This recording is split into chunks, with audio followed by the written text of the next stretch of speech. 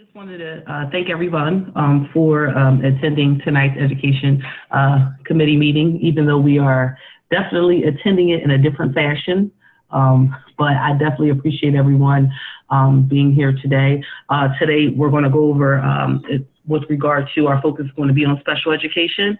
We're going to have Catherine Greenstein and Tim McKay go over different topics that they're going to present. And I believe, Catherine, you may have a PowerPoint that you're going to present. I'm not sure at all, but I just wanted to turn the table over to them and just say thank you for attending tonight. Thank you, everyone, for attending as well. And we have, for the past 10 years, as I mentioned yesterday, been contracting for emotional support providers because it is a specialized area, and the students that need these supports are near and dear to my heart, but they are very hard to program for with your regular teachers in a regular building. So it is one of the types of support on the continuum of support that we are supposed to provide in a least restrictive environment if we can, and then in a more restrictive if it's necessary. And so the emotional support contractors help us with those kids who cannot make it in their regular school with as much support as we can give them in their regular school. And then we would have them become enrolled into our emotional support program. So we have three, we have historically gone with Green Tree was our first for 5 or 6 years. Then there was, they were bought by somebody, and they also didn't, they were trying to get out of the school-based provider business. So we had to really scramble once we found that out, and we found Child Guidance, and they have done our emotional support programming for the last 4 years. Or this is their 4th year, I believe. And so 3.5 years so far, 3 2/3. And then we wanted to see what our other options are out there. And so we have EBS is our first presenter tonight. CGRC will be in the middle, and our last presenter is Springfield Psychological. They each have sent me something that I can put up on the screen, but I thought what I would do is invite them in at this point and have them say hello with their real faces if you want, and then and then share their PowerPoint or their presentation with you. Any questions or concerns? They can run their PowerPoint if you like. Like, we can give them access to the screen. And that might be great. So we'll see. Some of them might want to, some of them might want me to run it. So I'm prepared if they need me to do it, and I wasn't sure if they'd be able to have access tonight. So Miguel, with that, do we have our presenters? You can let them in. Yeah, I'm letting them in now. Great. Hi, how are you all? Hello. Hello, how are you? Good, thank you so much for asking. Hi, everyone. You want to introduce yourself, Cody? Yes, so my name is Cody Carrero. I work with EBS. I'm one of our national ABA directors, as well as the clinic director of our Westchester, PA location. And I'm Susie Lorraine. I am one of our directors of quality assurance, and I provide support to our districts as well. And I think we're waiting on a couple more people. For some reason, can you see me, Mark? No, your video's not on yet. Mark, if you go to where your picture is, and you scroll over it, it should say start video. It doesn't. It might be down in the lower left corner if you hover over. There's a mute button at the top and then 3 stars. Oh, okay. Go to the microphone in that box. right? Do you see that? And Oh, start video. There Yeah. you go. It's just X'd out. Why won't it start?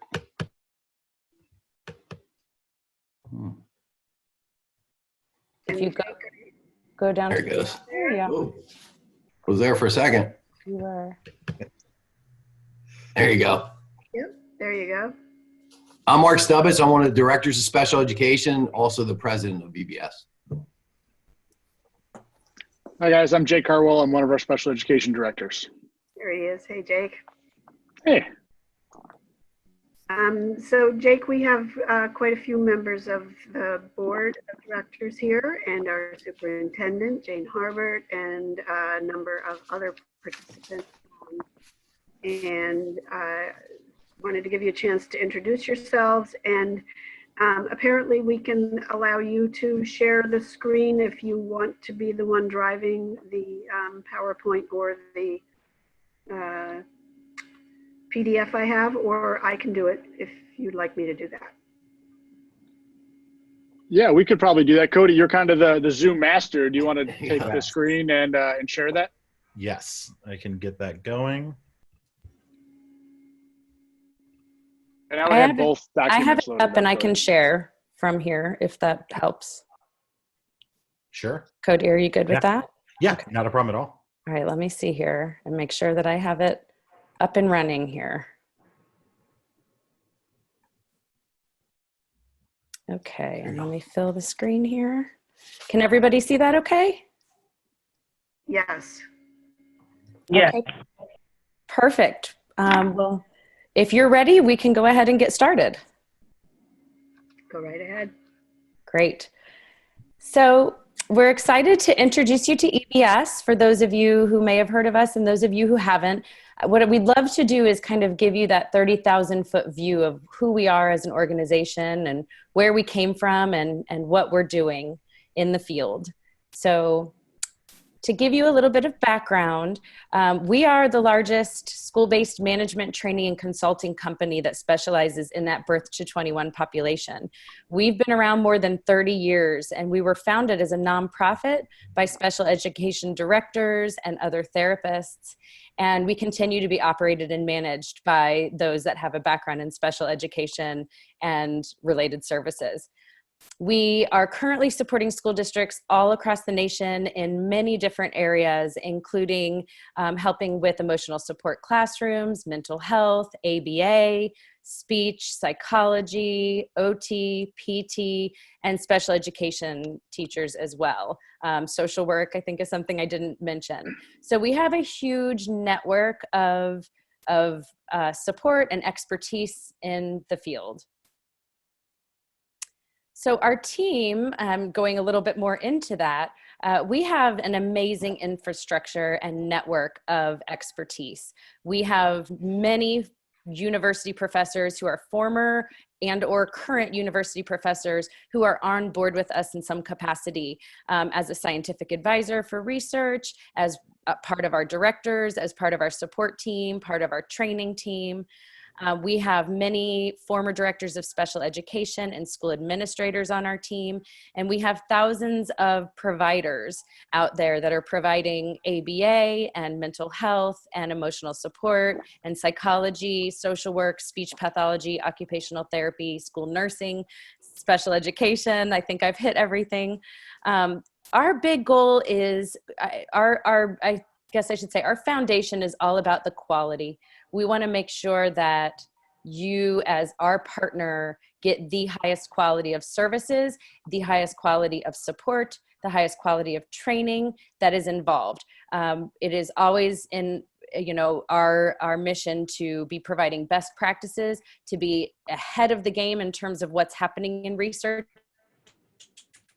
We are research in partnership with universities, and I'll get into that a little bit later. But then taking that research and being able to drill it down to create practical applications so that when it comes time to really be face-to-face with that child that you're working with, or those children that you're working with, that you have real strategies that work and that are based in evidence, that are research-based and are effective. So a little bit more about our reach.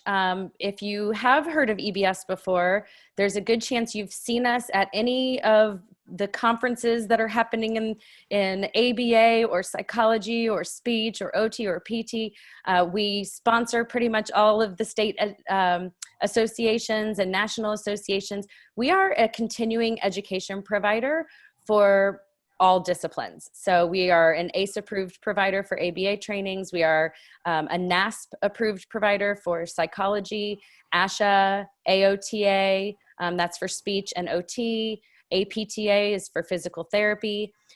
I mentioned before that we have associations and partnerships with top universities in each of those fields. And in fact, I'll touch on it a little bit more later on, but through our EBS Children's Institute, which those are our, that's the umbrella term for the division that encompasses our research, training, and treatment facilities that are multidisciplinary facilities that partner with universities, not only to provide training to those students, but to do that research and to we actually have even created some clinics for universities on their campus and helped them get programs like ABA programs up and running. So we're very proud of that. We also do international outreach through EBS United. We go to other countries and provide outreach, also helping our providers make sure that they are aware of working with children and families that come from different language or cultural backgrounds. There's still a vast need in the field in general of being able to understand the differences and address them correctly, and to have that awareness, that understanding, and that compassion. And then, of course, we have an amazing network of both local and national support for all of our therapists. And to touch on the universities a little bit, like Susie was saying, not only do we run them here in Pennsylvania, but across the country. We just opened up in Jacksonville University. And the key thing there is the interdisciplinary model where we work with school psychs. We bring in ABA programs and behavior programs, speech, OT, and across the board. And the key thing there is we're building capacity. We're building the future leaders and people that are going to be working in it. And we're able to select the top and the best. And Cody is involved with one of the programs down in Florida. He's one of the clinical supervisors at Florida Institute of Tech, one of the top behavior programs in the country. And we do that all over the country. We just opened up Ole Miss program all the way out as far as San Diego University and San Diego State partnerships. We San Jose State, as well as Stanford University, just to name a few. So on to this next page. Over this past 35 plus years that it's been, we have grown into multiple different divisions and what we consider our family of services. So we do a lot of school-based partnerships across the nation where we provide not only providers to deliver mental health, behavior, speech, language, occupational therapy, physical therapy, etc., but then the support that goes with those partnerships, support for the entire district. With our network, we do have people that can address things from many different lenses. So we're able to provide training not only to, for example, if we're providing behavior support in a partnering district, we can provide that training for the entire district, including administration. So that's something that we want to do as partners to make sure that you have all the support you need. EBS early intervention, of course, that speaks for itself. We all know that the research shows that the earlier we can get to kids, the better the difference we can make. So early intervention is happening across the nation as well. We're getting in there younger. We're working with families early in the coaching model to make sure that those parents really know how to support their little ones' development. EBS United, I mentioned, that's our bilingual multicultural division. We do a lot with that division, including international outreach. We also do things like bilingual boot camps and cultural awareness boot camps. And we provide support to universities that are outside of the country as well. EBS Learning is our program and product development. We are currently working on apps and software that are research-based and that are going to make therapy more effective. And so we have several of those now. They're based in research. We put, one of our apps was based in $1 million NIH grant and a decade of research. And we have more in the works, even as we speak. EBS Children's Institute, I mentioned before, that's our research, training, and treatment facilities, and in partnership with universities. And I touched on this, and Mark touched on it more, so I'm going to keep moving on unless anybody else wants to jump in on that. And then EBS, oh, go ahead. But I could add one of the things, and the key is our retention rate is over 90%, and the key is its opportunity. And it's the support and everything else that goes into it, but being able to get involved in so many different avenues. Getting involved in the mentorship support side of it. And we call it the multiplier effect. It's great if I'm working with so many students in a classroom, but if I can support more teachers and more behavior and mental health specialists, and they can help 30, 40 children, that's the multiplier effect, and that's where we make the impact. Absolutely. EBS University is our CEU training and coaching division. And I mentioned before, we have a vast library of CEUs. We do hundreds and hundreds of in-person CEUs for all of the different disciplines across the nation all year long. But we also record many of our CEUs and make them available to our therapists. We have a very vast online library of CEUs available as well to provide that training. And then EBS Telepractice is our distance learning platform. We have been leading the field in distance learning and telepractice for over a decade. And it has come in very handy in these past few months where schools have suddenly been charged with having to go to distance learning and they don't necessarily have a platform. And if they're partners with EBS, and even those who haven't previously been partners with EBS have turned to us because we already have that platform in effect. We already have the resources. We have online library of research-based tools and materials. We have trainings and certifications in using web-based services to provide education and telepractice. So it has been definitely ramping up even bigger than before with all of these districts needing our help. But that is something that we have been doing for a very long time, and we're known in the field for the quality behind that. So the goal of EBS is where there's a challenge, we run towards it. And my background's in special education, my whole family. My father was a director before he retired, mother's special ed teacher.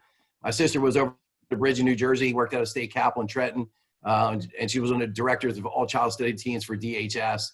My cousin Tom was actually the head of the Pennsylvania Department of Education Board, and he worked in elementary as well as the secondary level, but he supported school districts as they were going through any due process cases or were moving towards that direction.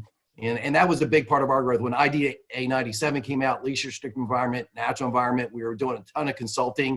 Then we started moving, more and more schools said, hey, you're providing consulting and training. Can you provide the quality of services? And we boomed on a national basis at that point. And yeah, just to reiterate what Mark just mentioned, we are a giant team and network of like-minded people that have that background in education and therapy.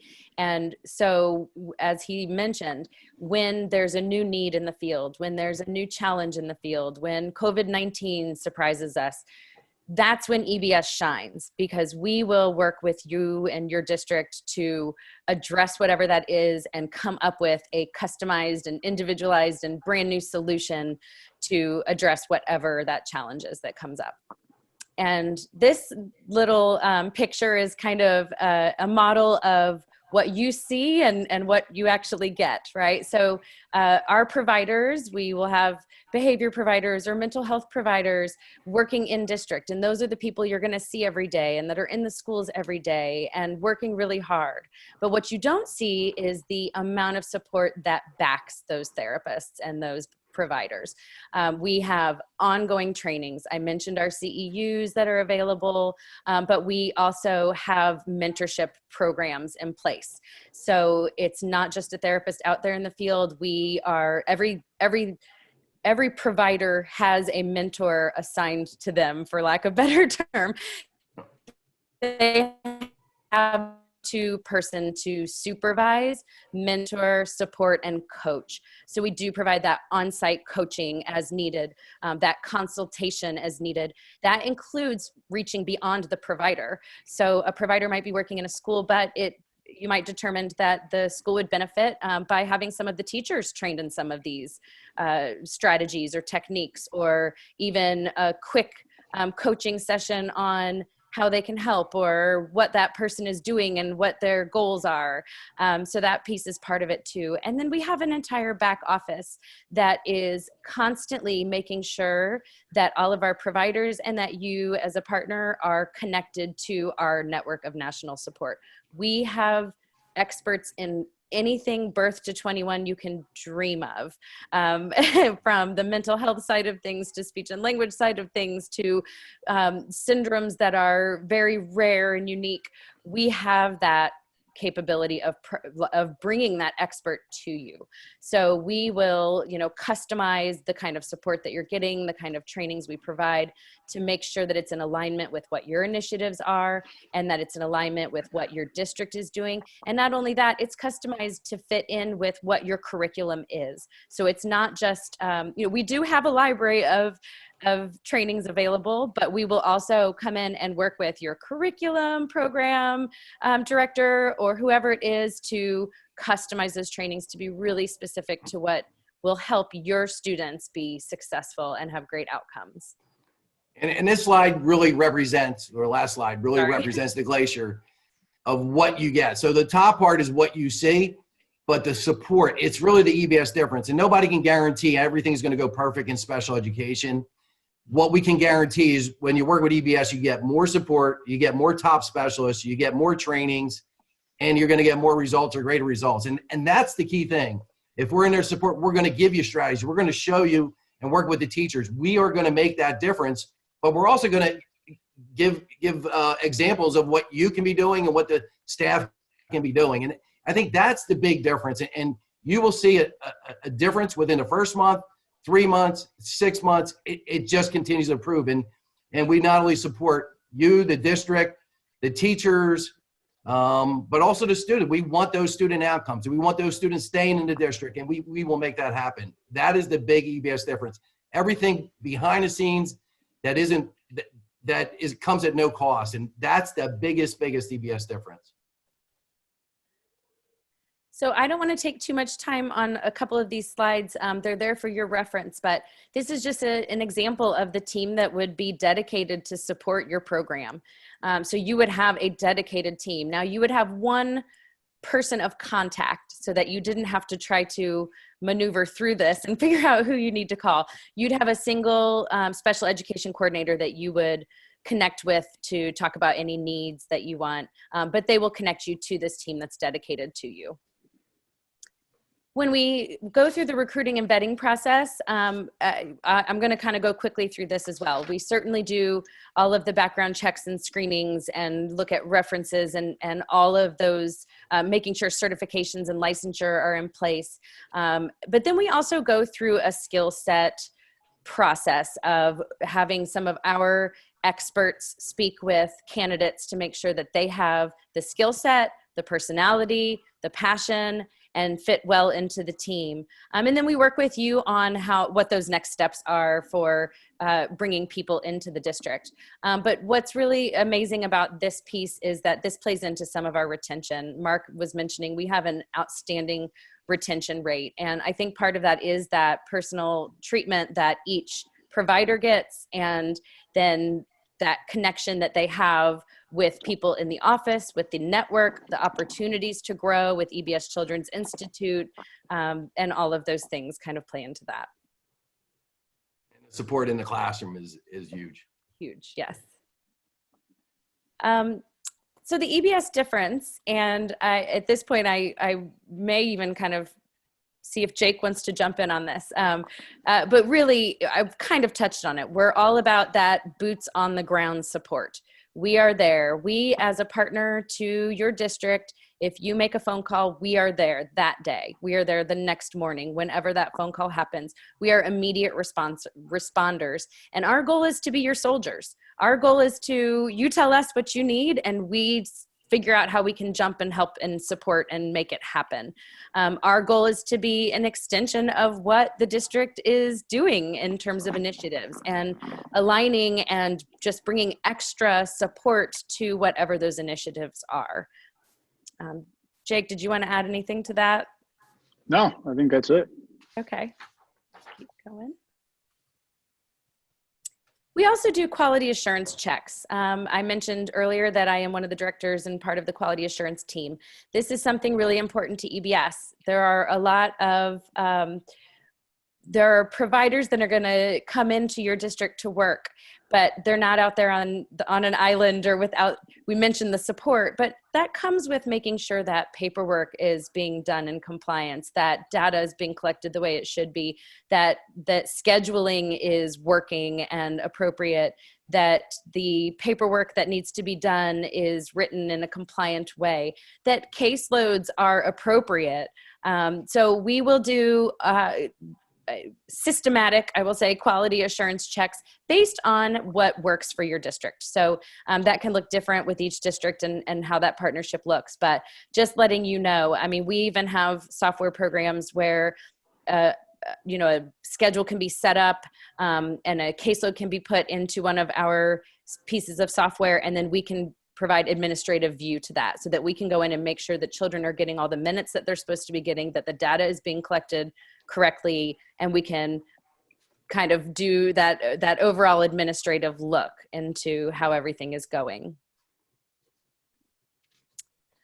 We talked about training a lot. We will talk about training a lot because that is something that we really shine in. We have the ability to do formal and informal training. That goes from large entire district CEU presentations, multidisciplinary CEU presentations on trauma-informed care, or you know, how to determine whether we are dealing with a behavior issue or a sensory programming issue.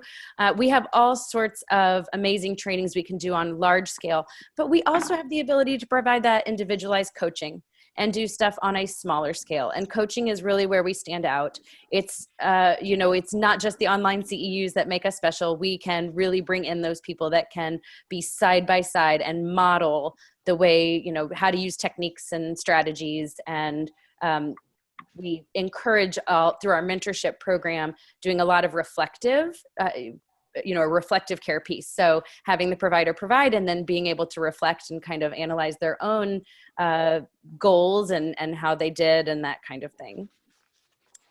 This is more into our consulting, management, and training. Just a few of our different trainings that we've been doing a lot recently. These are some of the hot topic items that districts have turned to us more recently. Certainly not a full list of what we can and do provide. And we'll go into some of those trainings more thoroughly as we discuss the programming for the emotional support kiddos throughout the district. But it is really important to note, and this is something, and I know I've met most of you at this point from just working with taking tours through the district and kind of getting a feel for what these needs are. But my background comes to this from your side, actually. So I was a special ed teacher and principal in Chicago Public Schools for a number of years. I was actually a director out in Arizona, and that's how I found EBS. EBS was my provider of services, and I use them similarly to what you're seeing right now. I got to know Susie and Mark for years on that side, and it was at one point helping to find a shortage at the time. This is 2000, mid 2000s, late 2000s. We were going through a huge teacher shortage, and so we were helping to supplement those pieces. And really, what I got was really strong teachers, but from that iceberg piece, I also then started utilizing EBS for all of my training and CEUs. And all of these things, which is not at all comprehensive, are 100% free to the district. As a district partner, we offer all these things. You'll see some of the cost savings that we'll build in, but the training that's the DNA of the organization. That's how we really fix things. It's not just going to be some shiny new apple that we put out there. There's no quick fix. It's about coaching and training and follow-up. And that is really where we excel. And we've continued to get, as more research comes out, we've continued to adapt. You know, now we're, you know, become a leader in the field in trauma-informed care, you know, helping to push past some of those RTIs and PBIS barriers and getting into those really multi-tiered systems to help schools utilize. And we're going to look at how those, you know, really trickle down and implement into the school setting. But it is important, just as you look at some of these lists, we also want to align so much with what the district has. What are those initiatives? What are those pieces that we want to push forward? And that's what you really see with the iceberg. It's not just these services and the emotional support that we can help provide for the district. It has to be part of a bigger system. We want to help prevent kids from even being identified, or help prevent kids from getting to these restrictive environments by giving teachers and tools and the team members, what they need to help identify and support. We want to make sure we keep kids in district. And so we want to fully support, the teams that we'll be working with directly. And we'll dive into that a little bit deeper. But as you see all these lists and all these things that we're doing, this isn't just a list of things that you have options for. These are things that you will absolutely have the ability to access at any time at no cost to the district. So Jake, I'll keep advancing the slides, but I'd love to turn things over to you at this point so that you can get a little more into some of the therapeutic support and programming we're doing. Before Jake gets on, I have a few questions that I want to ask. My name is Joy, and I'm the Vice President of the school board. And I have a few questions.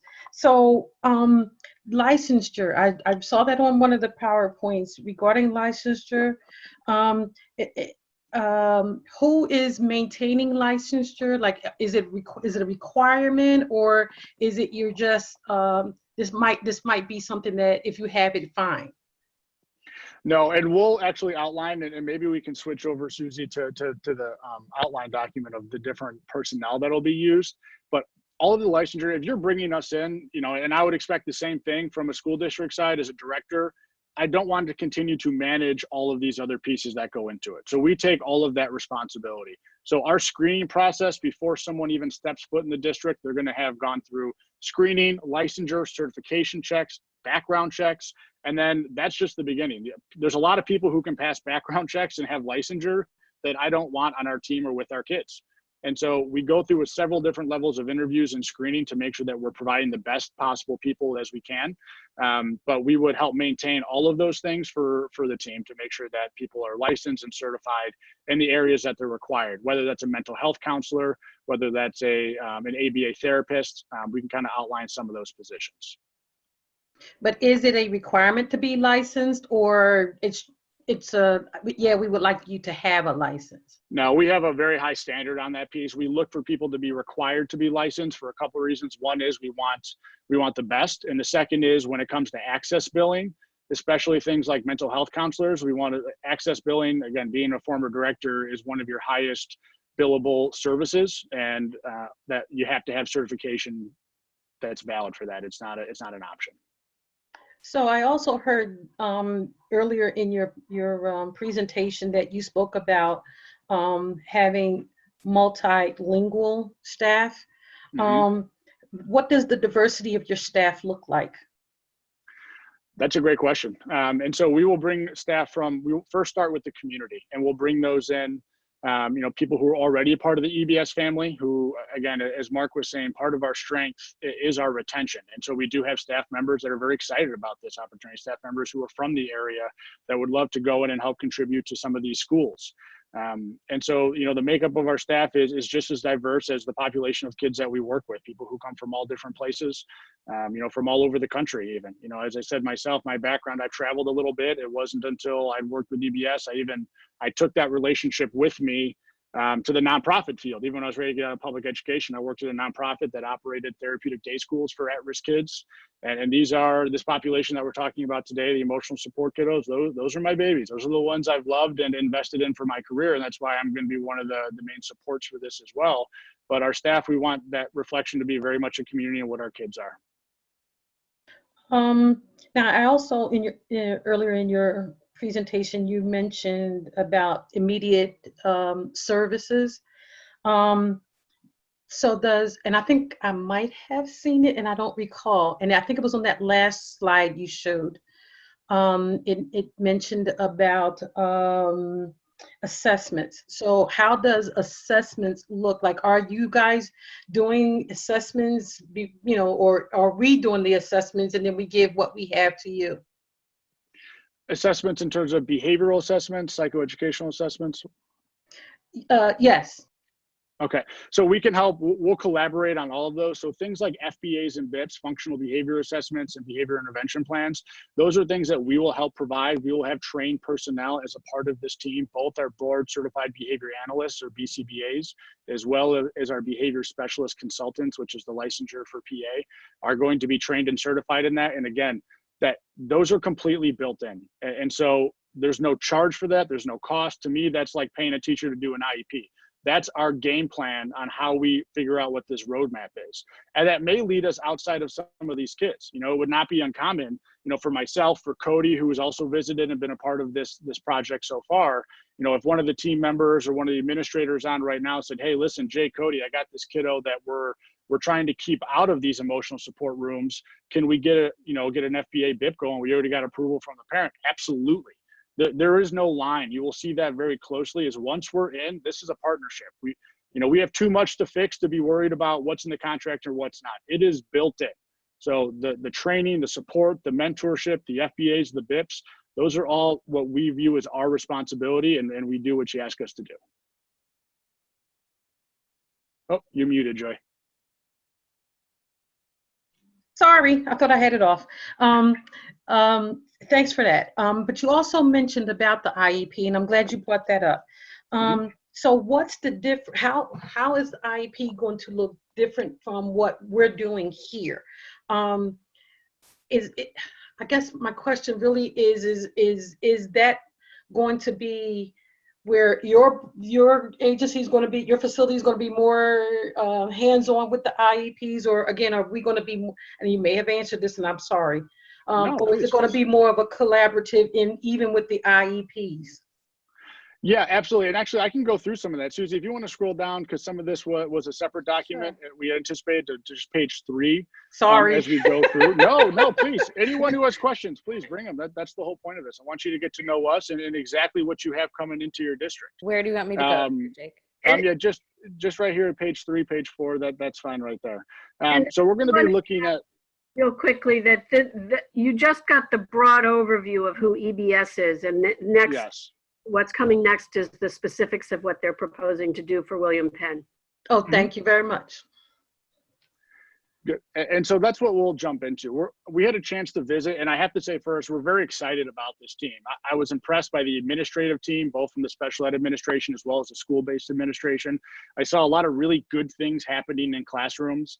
I saw, students who were engaged in learning. I saw staff who cared about those kids. Those may sound like prerequisites, but they are not. We spend a lot of time in school districts throughout the state and throughout the country, and we have very good pieces in play right now at William Penn. So that is something that gets me excited as someone who, as a change agent wants to come in and support.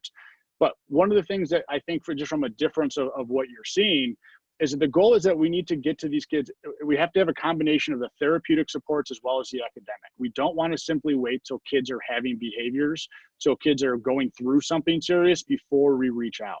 So one thing that you'll see is first and foremost from a scope of service is our therapeutic principles. So when we think of therapeutic principles, it's not just doing the therapy sessions that kids require. Our students are going to be engaged in meaningful social skills activities every single day.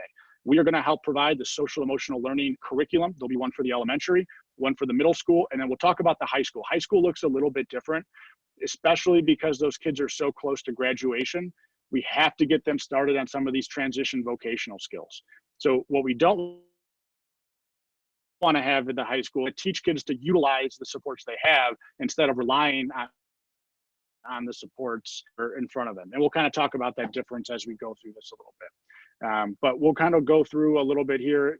It's really important that we are going to first work with our classroom staff, which are going to be the William Penn staff. We're going to work with those teachers, with those assistants, and we're going to ensure that they have the quality of tools that they need. So that's going to be training on trauma-informed care, understanding we don't know what's going on with their kids when they leave our building every day and how that affects what we work with them, how that might affect their behavior, what kind of baggage they might be bringing into the classroom every day.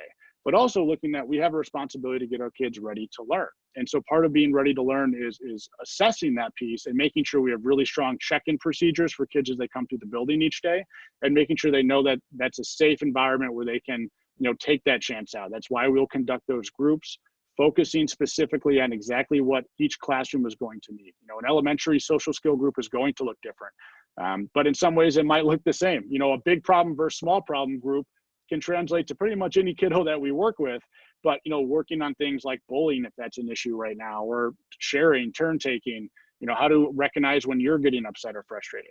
So what we do is we take that therapeutic level approach, and therapeutic means, again, not just counseling, but it's when all the adults are aligned, when all the adults are using the same language, the same tools to modify behavior. It creates such a level of consistency that kids will start to have that natural structure built in, and it won't change from room to room. So that'll be the first step. We're going to come in, and it's really going to be partnering with the teachers and parents and the administrators, getting to know the initiatives of the school and the district. But it starts with training and support and building relationships with those staff members, because you'll have some that are engaged and ready to go, and you might have some that are resistant, that are tired of something coming in that didn't work before. We already tried that, and that's going to take us some time to overcome. But that's, again, this is where we really specialize, is engaging those teachers and those adults, because adult response is going to have the biggest impact on student behavior, no matter what shiny apple or technology we put out there. That's where it's really important, where we have all those feet on the ground. Going back to kind of what Susie was saying earlier, with having that access to those different resources, whether it be different healthcare professionals, we can come out there and do that in the moment training. We're not going to have any teachers do anything that we wouldn't do right alongside of them to create that change in your girls' classrooms that we're all looking for. That way, so we can lead to more beneficial outcomes for all the students we're trying to serve. And then when we become a extension of your department, that's how we build the capacity, and that's the key thing we're all aiming for here. And Susie, you can keep scrolling down a little bit to that page 4 that has some of the bullet points. And so again, looking at ABA, so we'll have a couple different options of what programming could look like. But when we have this level of structure and this level of support, we're going to use both ABA principles as well as other things that we'll pull from to ensure we're meeting the needs of our kids. And for people who aren't familiar, what ABA really is the science of behavior. It allows us to take really strong data on what's occurring and put targeted interventions and strategies in place to help them better access their classrooms. We're going to be utilizing a few different token economy systems. Again, they'll look a little bit different in terms of reinforcer from elementary to high school. We're going to ensure that we have trauma-sensitive classrooms and that there's daily instruction on social emotional learning. Our PBIS system is going to, only support further, because we're going to change behavior more through positives than we are through negatives. But it's the ongoing coaching and team problem solving. And that's what you're going to get with this is not just the team that will outline. It's going to be all the other additional people that are in the schools who are going to be those resources, because behavior is impacted by everything. And as we scroll down further, you'll see things. There's a lot of really strong data on mindfulness practices, getting parents engaged, getting sensory integration into this as well. And that's where we pull in those specialties. So, whether it's an OT, a PT, a speech language pathologist, all of those things are going to help contribute to the behavior and outcomes of our kids. And so we pull in those related service personnel to collaborate and help come up with meaningful strategies together. And after that, really increasing parent engagement. We'd love to talk about more opportunities that we've done to help pull parents in as partners. I know it can be challenging to get parents engaged in what we're doing, but we also look at that like anything else. A challenge is our responsibility. And so we will work very hard. We will build those relationships with families, and we'll get them bought into the change that's occurring in their classrooms. All right. So we'll kind of scroll through this a little bit.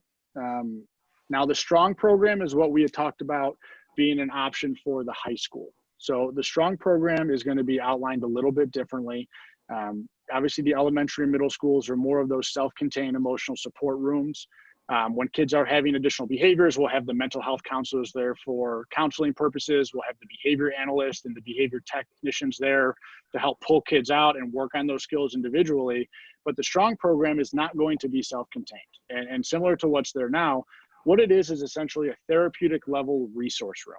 And so the building administrator, the building counselors team can assess. Now the team decides which kids get access to that and not the students, but it allows us to be a lot more proactive. And so it would be staffed by, by a special ed teacher, a mental health counselor, a paraprofessional, and one of our behavior technicians. But as students, we help kind of, again, set social skills that are occurring. We have transitional programs that we'll be working out with those kiddos. But when we get to the high school and it becomes these comprehensive campuses, it can be really challenging to meet all of those specific needs that they have. So if they need additional testing space, testing time, they need someplace else to go, we can set those things up and have that supportive room that has the therapeutic supports built in. And just from a structural standpoint, I think about this as an administrator, I want to know where my kids are. I don't want kids, zipping throughout the hallways. If a student needs that, they have the ability to go there, but they fill out a brief form that tells us why they're there. Is it a staff conflict, peer conflict, academic anxiety, social anxiety, any of these pieces? And that form automatically populates and is sent to their homeroom teacher, the counselor, even the administrative team. So they know where the student is at. And at that point, if it's there to hemorrhage a crisis or a challenge with the student, we're going to work with them, work through the skills that we've been working on in the social skills groups, and get them back to class. We're going to actually escort them back to class and help them plug back in and re-engage with that learning environment. So they are going to be highly supervised, but we'll also have those set times where a student is there second period for additional support with a certain, subject, or they're there for the social skills group. And so we'll kind of talk a little bit more about what the STRONG program, but that's going to look a little bit different than, and it's staffed a little bit differently than the elementary and middle school emotional support structures. All right, we can keep scrolling down there, Susie. You will receive, we're all about data at EBS. We were going to track a lot of data. And that's all very public to this team. Those are things that we will be doing internally. Part of that quality assurance and compliance piece that Susie was referring to is also, we're going to be stepping in. We do have weekly, monthly, and semester overviews on targeted behaviors for kids, for classrooms, for the program. We'll sit down and develop goals as a team.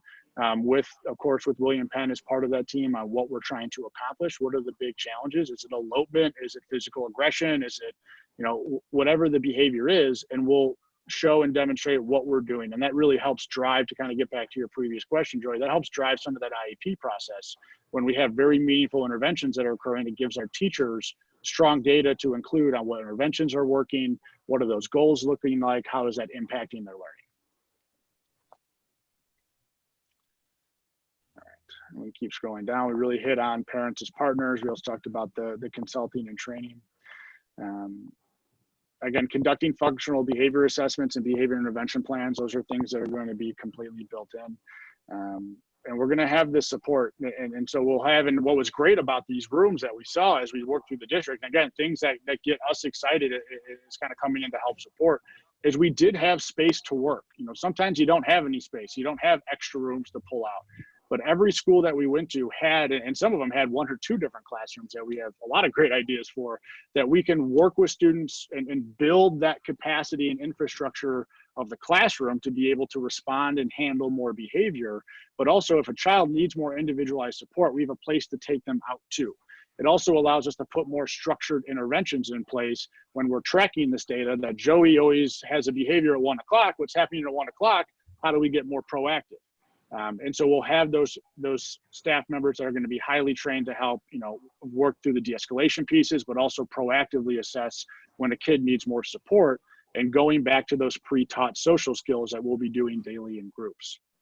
I want to butt in here for just a moment, please, just to make sure that we're staying on track time-wise, and let you know that it is 7:23, and we were hoping to get some Q&A time. I think there might be some more questions, but want you to know there's about 7 minutes before we're supposed to start the next. Okay. Yeah, I'll wrap up then. And I think just from a local standpoint, where else are we doing some of these things? I can tell you, we started to help pilot some of the emotional support programs that are in Philly Public.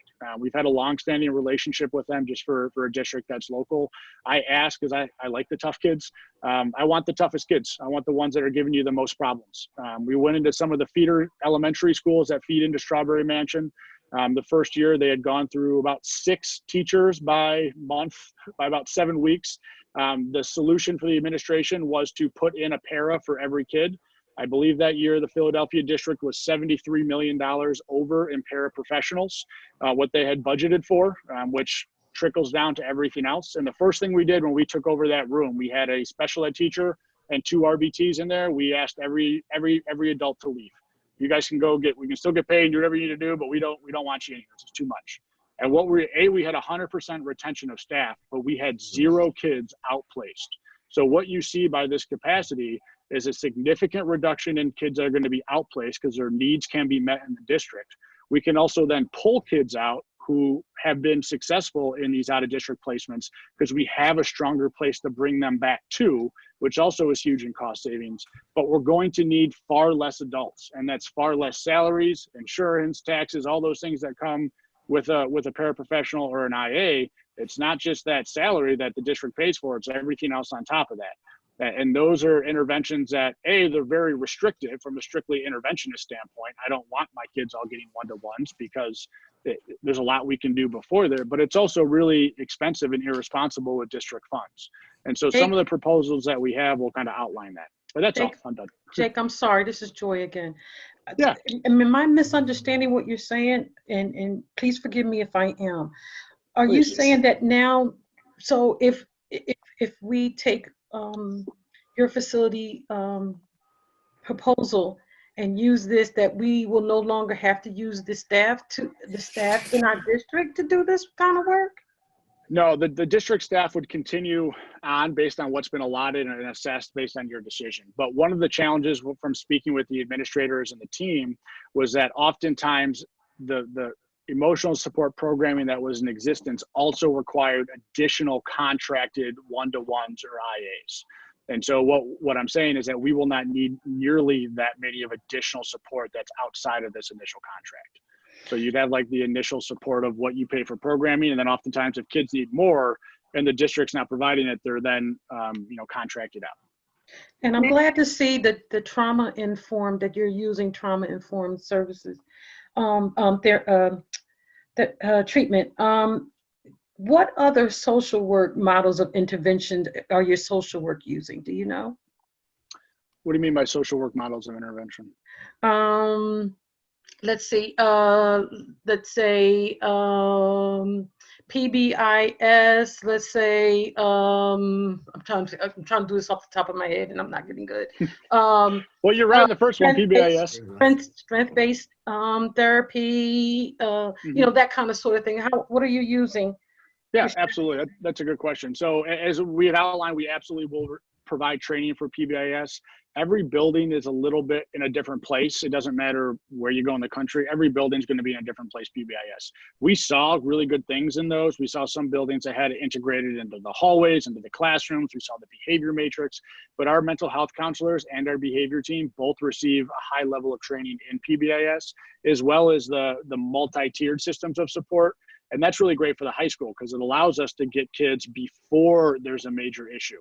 Nothing frustrated me more as an administrator when a kid would have a major behavior and the whole staff would say, yeah, we saw this coming all week. You're like, oh, well, why didn't we do anything about it? Like if we knew that there's something going on, we have the tools now to be able to wrap around. But yes, we do a lot of strength-based, but it's a lot of pre-teaching as well. So we want to make sure that if there's a behavior, we reset every day. But we have to have the effort that was put in before the behavior to say, hey, listen, remember when we worked on this or we tried this or we practiced this? This is what we want to get back to. It doesn't just work pointing out of what they did wrong. It's about looking at all the things that they're doing right and teaching them those skills when they're not escalated so they can access them at a higher rate when they are. Thank you.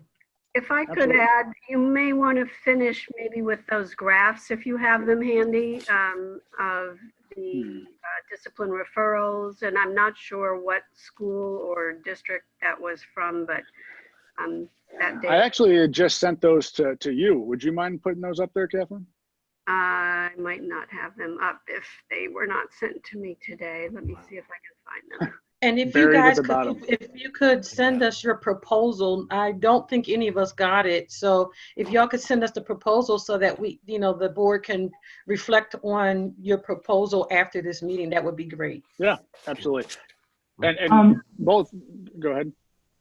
Yes. Go ahead. No, finish your statement. Go ahead. Oh, I forward those things just before the meeting to Catherine, so she already has those, but I can, make sure they get to the board as well. Okay. Thank you for that. My name is Monique Boykins. I am the school board representative from Colwyn, and I'm also the chair of our education committee. And I just had a few questions I wanted to ask you.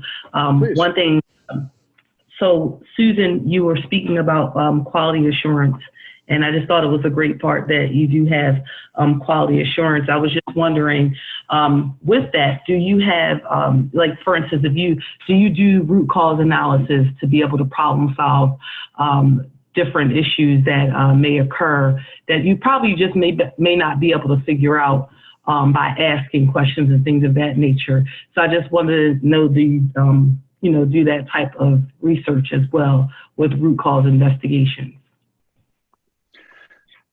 Yeah, so taking a look at what the occurrence is, we'll also be able to help support the district with looking at, and not just root cause, but looking at different threat assessment tools, looking at how we can respond when there are some of these more major crises.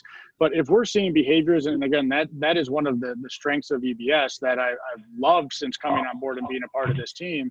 We have so many different high professionals in the mental health side that we can always bring in someone else. And that's what we, and again, all those things are absolutely no cost to the district.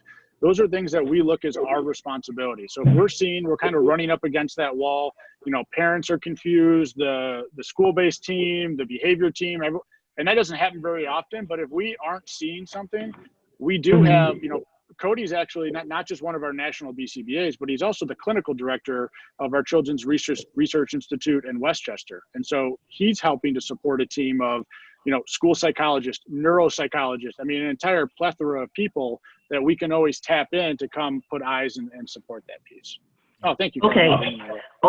Also, you had, I seen in one of the slides, it was saying that you serviced 2.1 million in a year students. And just wanted to know, like, how many students from Williamson School District, I don't know if you have put it into the slide of how many students you will be able to service in the Williamson School District. Well, I believe for this proposal is for emotional support, but, we are absolutely have the capacity to support the district as a whole. This is, and that's why we went through the beginning piece. So this is the first time we've really had to meet the bigger team and kind of get to know each other a little bit. But yes, we're talking about behavior programming for emotional support, but we can help provide support and coaching for the entire special ed team: speech, OT, PT, psych, neuropsych, the special ed teachers, even, the ABA therapists, mental health counselors, reading therapists. And that was the next question, leads into the next question I was going to ask you, and not to cut you off because I know we're limited on time, but you did cover that point. Will you solely just be servicing the ES POP, or you'll be offering extended programming to our at-risk students? That was another question that I wanted to ask. We take our directive from you. For that, Jake, just because it's sort of related to what we did was put out a request for proposal to 3 different agencies, EBS being one of them, and they have provided, which I just got very recently and haven't had a chance to share with you, but they've provided 2 options, and you're going to see 2 options also probably from the next group. And one is specific to special education emotional support, which is what the RFP was essentially for, and one is a little bit broader, which provides more district-wide support, but of course that comes at additional cost, which is something we can talk about. Okay, and another question that I wanted to ask, and thank you, Catherine, for putting that in there. With regard to like our district, we are like one of the few districts, like I feel that we don't have a lot with a transition coordinator, and I just wanted to know how we would integrate the 2 with transition programming and transition coordinator as well. Yeah, we're going to embed the transition services as much as we can into the high school. And honestly, we will even start that in the middle school, I think, especially for our type of kiddos. who have these emotional and behavioral needs starting when they're 15, 16 does not give us the time that we need. So we'll start working on some of those mapping skills and determining where they want to go as early as 7th, 8th grade. But then we'll partner with whoever the district will provide on what looks like after that. We will be very creative with that. We also want to work to get kids out of the building, get them opportunities to support the community, to volunteer in the community, to pick up job training skills in the community. Those are all things that impact behavior. So we view that as things that impact what we'll do and how and resources we can help provide. Okay. Well, thank you very much. Those are the questions. Yeah. Were there any other questions? I have a question. So my name is Leslie Douglas. I work in the high school. How do you draw the line between your mental health services provider on the secondary level and then kind of more traditional social work services, especially when it relates to, issues like truancy? Yeah, that's a good question, because one of the things that we're seeing in special ed in general is as the increase, and not even the increase is the wrong word, as the awareness of mental health and trauma has occurred, and we're starting to realize how many of these kiddos are really impacted by this and how many adults are impacted by this for that matter, there's no one really running from whose responsibility is that? And it's falling on special ed. It's falling on us to figure out what to do with our kids, because it kind of ends up turning into evaluations, it turns into behavior.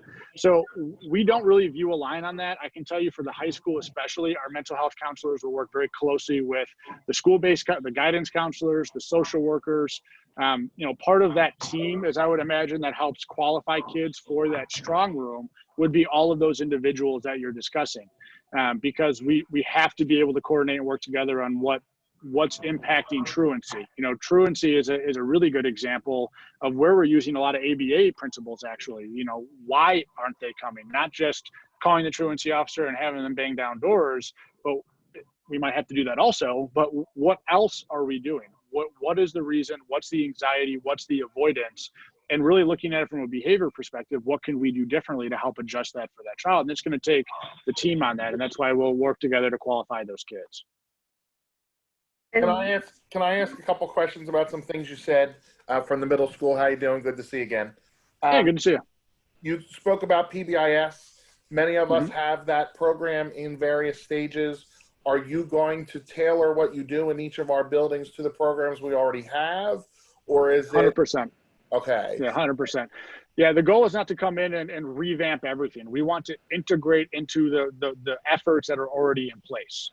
That's the strength, is we can't just keep having something new every time something goes wrong. There's so many good efforts going on right now in William Penn that we're going to help push those forward. And so no matter where the school is, no matter where the teacher is, no matter where the kid is, we're going to meet them in that place. And that might mean partnering on, what does token economy look like to reinforce the PBIS structure of the building? Those things can be individualized. How are we reinforcing the skills that we are working on for the school? I know there's going to be, and there were school-based initiatives that you had. They're up on the walls, and that's great. And sometimes our kids are the ones that walk right past that. And we want them to take pride and ownership of being a part of that school community, not just being, the bad kid in the behavior room. That's not they're going to be a part of that school community, and we're going to help reinforce all the efforts that are occurring. We're a resource for you. By no means are we coming in looking to change everything that's already occurring. Okay, thank you. And that would go for social emotional learning programs as well, correct? Absolutely. Thank you, sir.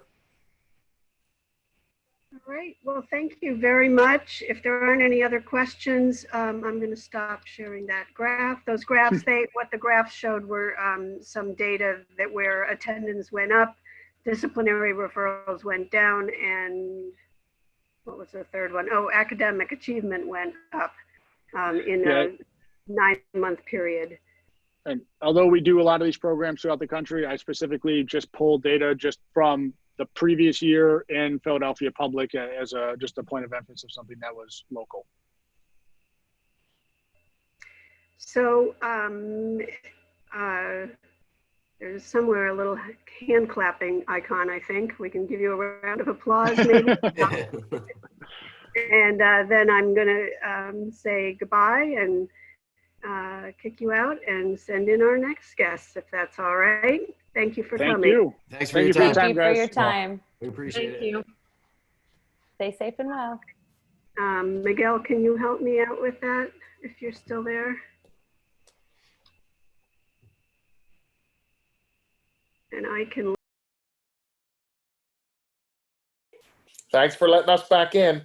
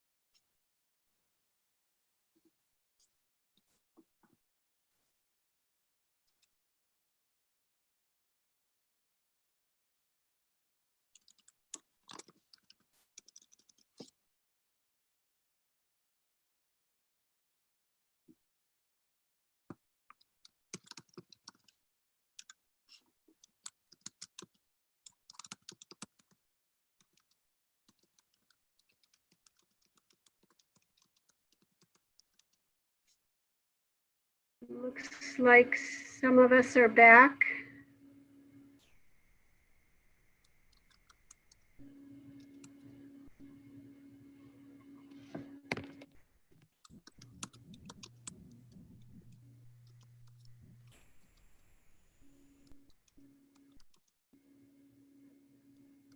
All right, Catherine, the next group is in the waiting area. You can let them in. I think somehow I got disconnected. I'm not sure what happened. Okay.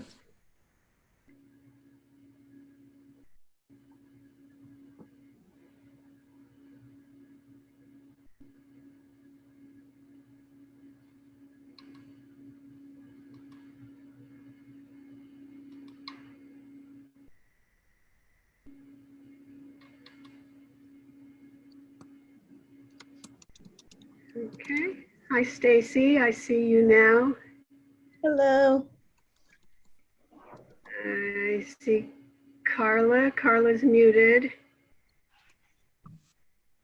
And I see Brianna. Hi. Catherine. Hi, everyone.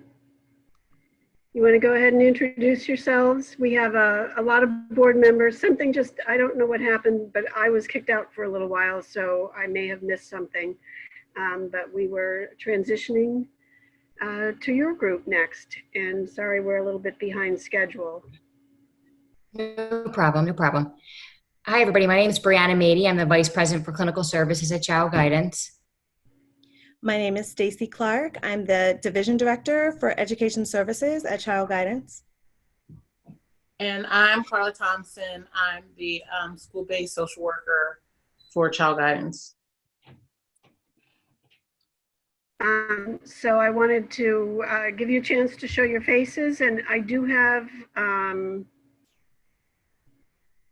your board presentation that is a PDF that starts overview of CGRC services. But I believe you can run your own if you would prefer, or if you have a PowerPoint. What would you like to do? I can do it, or you can do it.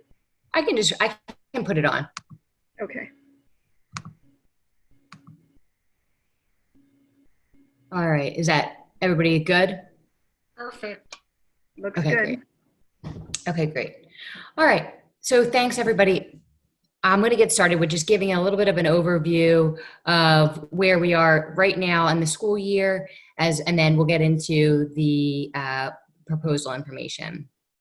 So in terms of the CARES program, the Children and Adolescent emotional solutions, the mission being supporting students in developing emotional regulation skills to effectively and successfully participate in the academic instruction. The CARE's vision is to collaboratively build socially and emotionally resilient individuals to successfully participate in their environments as they launch into adulthood, with the values of hope, human relationships, collaboration, preparation, resiliency, self-care, and care for others. In terms of students served, since 2017-2018, we've been with the William Penn School District. We started out with there was 148 students in the program. Last year being 139 and up to 188 this year. Just wanted to reference in terms of access to care. This is something that we've talked about the past couple years when we've come out to present, being able to show you the number of students who have accessed child guidance, behavioral health care services within the district over the course of time. And as you can see, since the ongoing relationship that we've partnered, there has been an increase in students receiving behavioral health care services to a 49% increase from 2016-2017 to up to last school year. I'm gonna let Stacey talk a little bit about this year up to February. So this is just, you know, some the data that we regularly are taking for the students at in the CARES program. This first chart is just a look at the reasons for referral for the CARES program. If you look above, you can see that there was 345 individual and group therapy sessions that occurred. Those are reimbursable to the district from the state. And then there were 9 risk assessments completed as well. And then if you scroll lower, can you just, oh. Do I have the ability to scroll? Oh, okay. Are you scrolling or am I scrolling? I'm scrolling for you. I have it on my screen. Oh, okay. All right. It's like, I can't see it from, if you don't mind scrolling up just a little bit. So you can see that the top CARES interventions at Walnut Street are relationship building. Oh, I'm sorry. Can you make it a little bit smaller, Brianna? Yeah, sorry. That's okay. The top 3 CARES interventions at Walnut Street are relationship building, quiet time, and the use of fidgets. So relationship building is kind of checking in with students. How was your weekend this weekend? What are your goals today? Kind of giving a pep talk before class. How things have been, you know, how have things been going, and building rapport with students. The quiet time is just time that kids can come into the CARES room and just sit by themselves for a moment to kind of get their breathing under control and de-escalate before processing. And then the fidgets are like little spinners or like hand manipulative things that kids can hold in their hands while they're de-escalating to kind of get the energy out. And then if you scroll down to the middle school,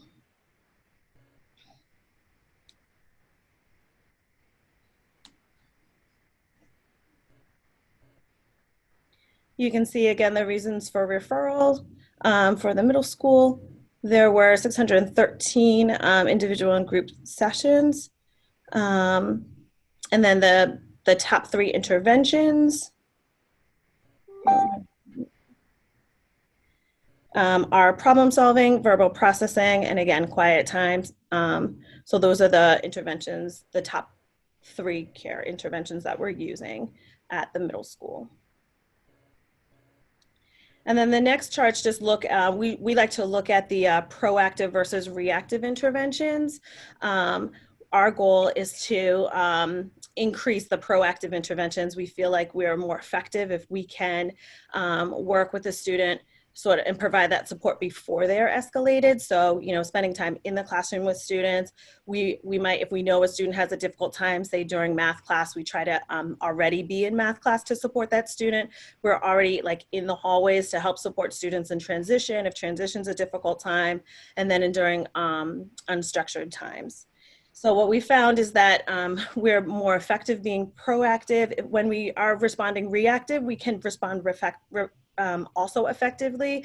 However, oftentimes we're not as efficient because sometimes we need one or more than one staff to support the student if there's an issue of aggression.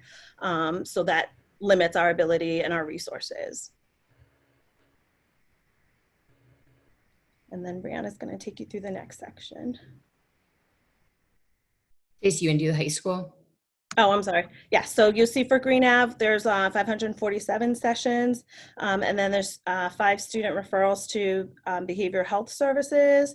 And then at Cypress and New School, you can see that there's 400 individual and group therapy sessions at that school as well.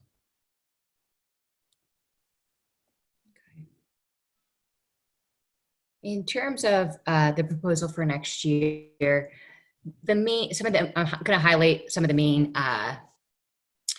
changes or some of the main components of the program. One of the biggest things that we would like to see is, as Stacey referenced, being able to implement more preventative, proactive approaches to behavior change. And one of the ways that we think that we could do that is by being able to be embedded within the classroom setting as a part of that of the emotional support team. And really being able to try to be as responsive as possible while in the moment with the teachers and the ES team in the classroom versus having to be reactive or be called upon to the room as a student is beginning to escalate. The next larger, the next clinical component that I really want to talk about is the group and social skills. The group therapy and social skills. There's 2 additional therapeutic components that we would like to fold in and add into the proposal, which is one being trauma-informed groups for the for the middle school and the high school. It would be the cognitive behavior interventions for trauma in schools, the CBITS program. And for the elementary school, it's the Bounce Back program. They're both, they're sister programs just based off of different age groups. And we would like to be able to run these programs within the emotional support classrooms once a year and more if needed, but definitely once a year for the students in the program, as well as be able to provide and supplement social skills programming weekly using past skills streaming and zones regulation.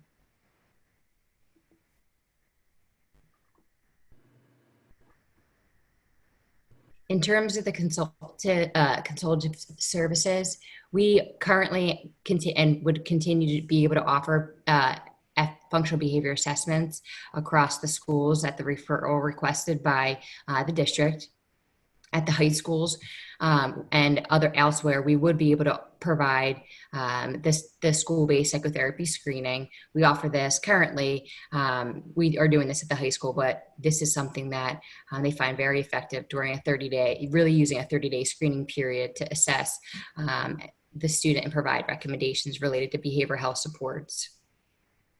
Continue to provide risk assessments and suicide prevention interventions.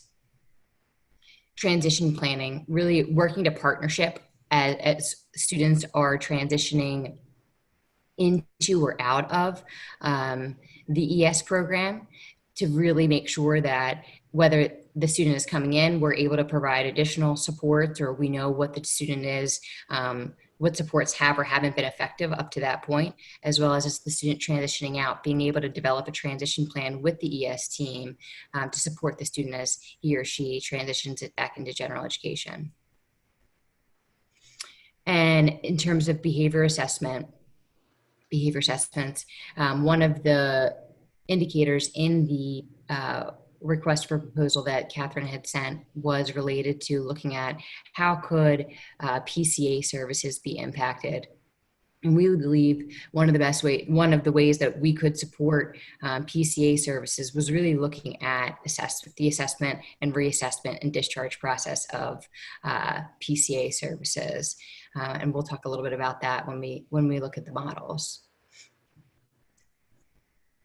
Let Stacey go a little bit into the data collection and outcomes. Sure. Okay, so in terms of data, some of the data that we're looking at right now are the individual student data. So we typically do these for the students that are the highest users of intervention. So the students that we're spending the most time with, we're able to kind of drill down, data on that student in terms of, daily data in terms of how they're using the room, what interventions we're making, what referrals they're making, and some effective strategies that we're using. And then we're regularly, communicating that with the teachers. We also have a shared drive that the teachers have access to so that they can also be looking at the data and analyze the data as well. We are looking at overall CARES data, so I shared a little bit with you earlier, but we're able to kind of drill down, like, hot times of the day, when is the room being used most, what days of the week, what teachers are referring, things like that, to just get, any trends that we're looking for in terms of making interventions for students. We're able to look at engagement in the therapeutic services and then progress on therapeutic goals. And then we use the child and adolescent needs and strength assessment, which is a normed tool to assess strengths and needs across several domains for students so that we can accurately give a picture of where we think the student's coming from and where their needs are. Okay. In terms of the two models that were sent over in the original proposal, the main Model A would be the adding two additional behavior managers, so it would be 12 total staff. Child Guidance provides the cost of the supervisor as part of the contract, and that would remain. It would be adding two behavior managers, one at Walnut Street and one at the middle school, to increase, as we referenced, the proactive use of tier 1 interventions in the classroom and really embedding the behavior managers in the classroom. And Model B we left as the current model, staffing model, which is 10 staff, and there was a 3% cost of living increase put in. So here outlines just the structure of the of Model A, which is as for those of you who might remember, this Model A would be 2 licensed clinicians at Walnut Street, 4 behavior managers at Walnut Street. At the Penwood Middle, it would be 1 licensed with 3 behavior managers, and then remaining the 2 licensed clinicians at Cypress, the new school, and Green Ave.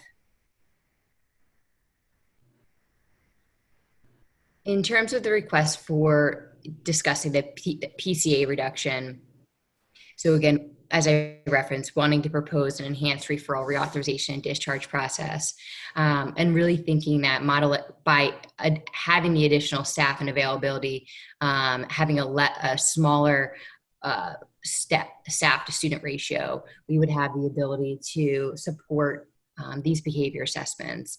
And if the student, the initial referral came in for a PCA, a behavior assessment could be completed by the behavior manager and the licensed clinician to be able to really identify if there are additional behavior needs in the school setting through data collection that would require the PCA. So there would be a review of the SDIs, the effectiveness of managing those behaviors, and if warranted, targeted individualized plan for the PCA use.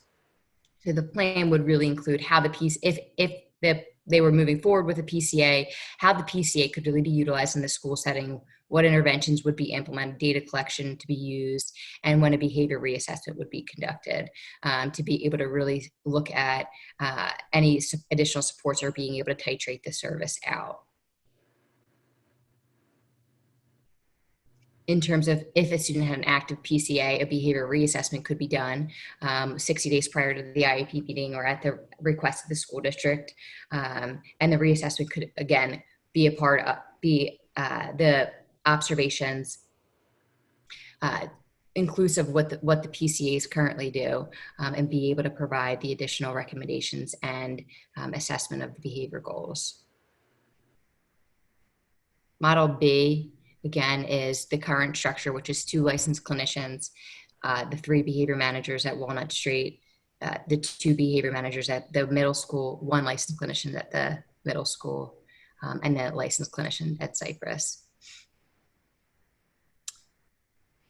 In terms of the staffing breakdown, the one thing I wanted to really point out, because I know we only have a limited amount of time, is with the 2 models, you can see for model A, it is at Walnut Street, it would be 11 students to 1 behavior manager, whereas model B would be 15 students to 1 behavior manager, with what the student breakdown that Catherine had in the request for proposal. For Penwood, the model A student to staff ratio for the behavior managers would be 10 students to 1 behavior manager, versus model B being 15 students to 1 behavior manager.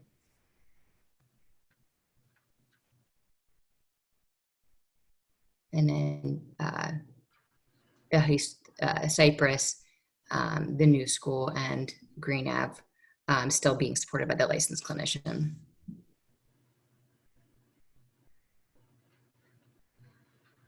And that is the overall. I know that Catherine wanted to make sure that we kept our time short and sweet, so that way we had time for additional questions between your presentations. Just checking to see that I was unmuted. So, and you were pretty quick and everything, so I don't know if you wanted to go into questions and answers, if anybody's ready for questions, or if you wanted to go a little bit further into your current data, which I know you covered, but if you have a little bit more time if you want it. Okay. In terms of, so Stacey or Carla, feel free to chime in. I would say if I had a few extra minutes, the biggest thing I think in terms of looking at the proposal for next year is really trying to, as you can see, the number of students in the emotional support program has grown over the course of the last 3 years, and really wanting to take on more of that partnership with the ES team and embedding our staff in the classrooms with the students, and looking at the ability to provide more of what we would call a tier 1 intervention in the classroom, and keeping the students in the classroom as much as possible, versus a tier 2 or tier 3, more of a reactive or crisis intervention needing to be deployed for the student. And we believe by having a lower staff to student ratio, we would be able to accomplish that further. Stacey obviously showed the proactive, the percentage of time currently being able to be proactive versus reactive in the 2 schools that we have the behavior managers in. And I think that that's really important to look at when you're looking at the number of students being served and the high needs that these students have, as well as the group and both the group therapy and social skills. This isn't something that we have proposed or put into the contract in the past. It wasn't something that the district was looking at originally when we came in. And I do think that there really could be a large benefit to being open to having our staff lead these groups, especially with the licensed clinicians who they have a relationship with and are able to build rapport with to support them in a different way. Stacey, do you want to? That's the slide I was looking, or the piece I was looking for that I didn't have in, I think the one I was reviewing today. The graph of the proactive and the reactive time, is that the graph represent what is currently happening? Well, obviously not now with COVID-19, but what had been currently happening? Yes, that's correct. Okay. Yeah, the data was. Go ahead. I'm sorry, I said the data was just up to February. The board have questions?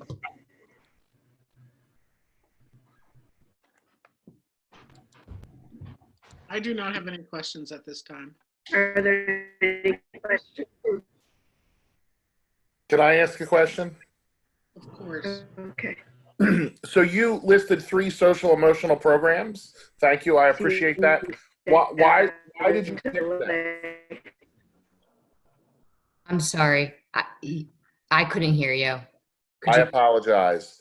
So there's 3 social emotional learning programs listed, paths, skill something. How did you come about those? So those are all 3 of these are evidence-based programs for kids in these age groups that we're serving in the school district. We currently use them both in a school contract that we're in, as well as our own private school for emotional support students, and we find them effective.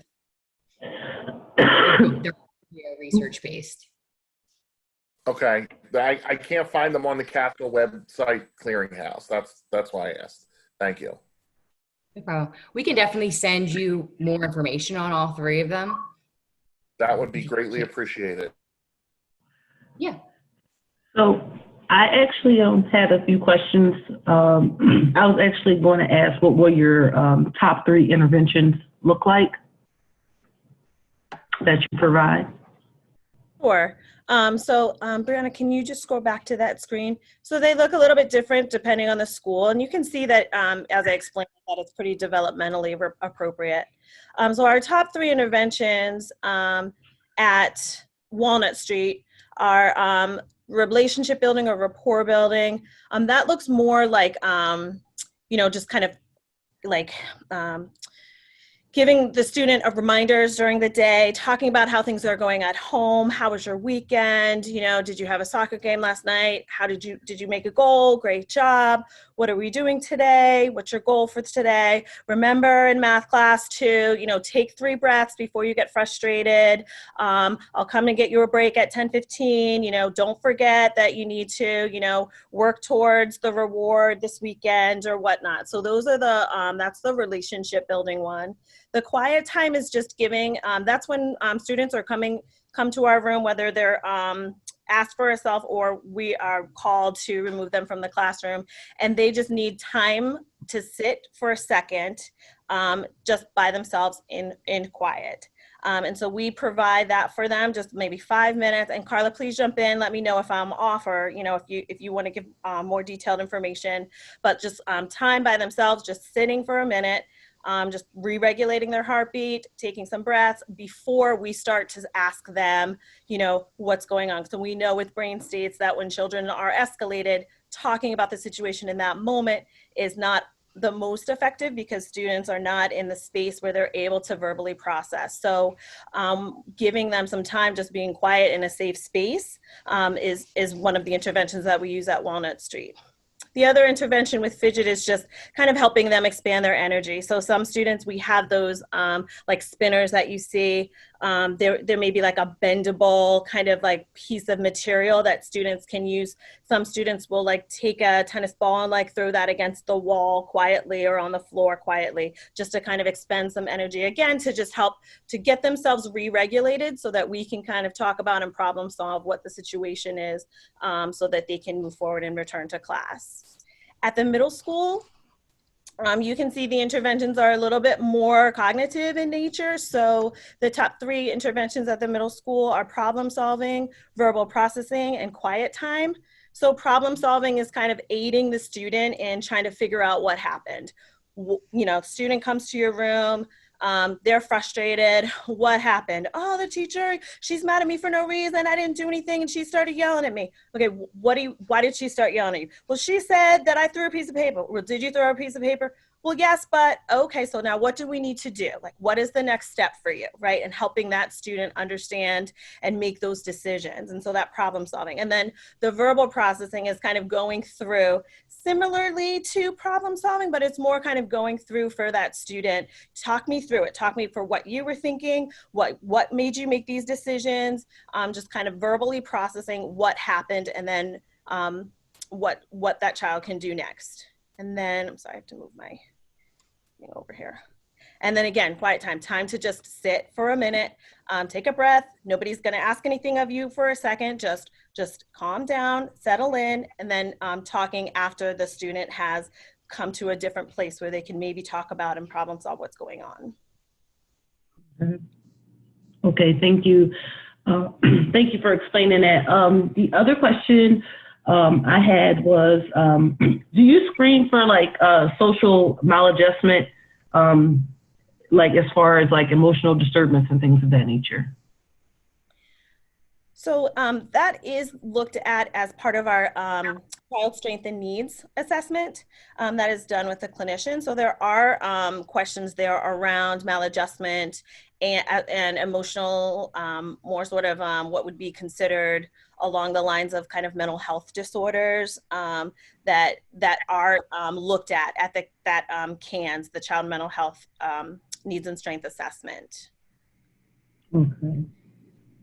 Okay. And also, I'm just asking questions because I know we already use you. So I'm basing those questions off of like, you know, things that I've heard, you know, things I want to just get clarity on. Like how many FBAs and behavior plans did Child Guidance complete this year for us? This year, I believe that number was 3 up until through February. Is that right, Carla? Okay. Yes, and that's correct. Okay. And we have a referral process that, you know, Catherine refers a student to us, and then we go through the process with the school and the child. So we have a whole procedure for that. Okay. All right. All right. Those are, the other question I wanted to ask was with regard to changing of staffing. You know, just having consistency is very important, special, just in general, you know, when you, even in normal climate or special education in general. And I just wanted to say, you know, I've heard over a period of time, you know, parents discuss that there's always a different coordinator or a different trainer at this point in school, or my child was matched up with a different individual over a period of time. And I just wanted to know, as far as like emotional support aid and things of that nature, but I just wanted to ask, did you notice a change with regard to staffing this year, with consistency, having the same amount of staff? Like, how was your retention? Retention has been an ongoing issue. And I think that, you know, that's not uncommon for school-based programs, but that has been an issue that, you know, has been ongoing. This year, we've been able to put some things in place to increase retention for our staff. So we've been able to tie in some bonuses for our staff and some retention incentives for our staff. We are also re-looking at our training program models to make sure that the staff are prepared and that they are you know, feeling supported in terms of the work that they're doing, because it's very difficult to work in school settings. A lot of the, you know, staff that we get may not have several years of experiences in school. So we want to make sure that we bulk up their training and supervision so that they feel, you know, supported and prepared for the environment. The other thing that we included in the proposal for next year is regular collaboration meetings with this district and the school district, so that we can open lines of communication, regularly discuss concerns about, you know, how the staff are doing from the school district perspective as well, so that if there are any issues that we can quickly address and develop where we need to, so that school districts and our program are, you know, working efficiently. Yes, because I think, you know, behavior is such an important thing. And if we don't have people where they're supposed to be, as far as behavior managers and things of that nature, because we have, over a period of time, I can honestly say you hear different complaints. And I just want to just find out exactly how you are addressing it, and you know, just hear from you that there is a concern there. I think that's the biggest thing to know, to at least be accountable and say that there is a concern there. Yes, thank you. Can I ask another question? Can I go after Joe? Actually, I have 2 little ones.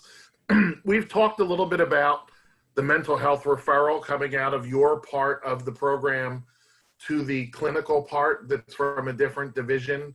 Have you been able to work that out where that referral can go directly from the clinician to the child guidance people who provide the outside support? Yes, so we are able to refer students to the Child Guidance for Behavioral Health Services. We would do that in collaboration with the school and the district. So we would bring the district would be, we wouldn't make that referral without communicating with the case manager and the district staff about what's happening. But yes, okay. And my second question is, we've talked a lot since my arrival at the middle school about the transition of the program from K to 6 Walnut to the 7-8 building to the 9 building to the 10, 11, 12 building. I didn't see it, and maybe I missed it because I know you were hurrying.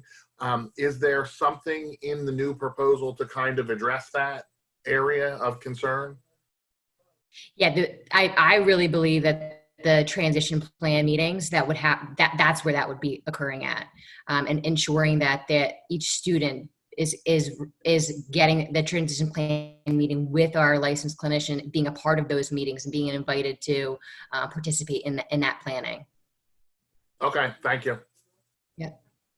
We've also been able to coordinate times for students to come visit in the past. So, a time for the students from the elementary school to come visit the middle school and so forth. So that's been part of what we've done in the past as well regarding transition.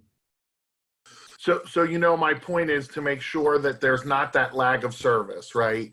So this year we didn't really start servicing children until November-ish. Because we had to introduce the new clinician. She had to get to know people. We didn't really get files on 6th graders coming up from clinician to clinician. So that's the piece that I have every confidence in Brianna's answer that will be dealt with in transition. Thanks a lot.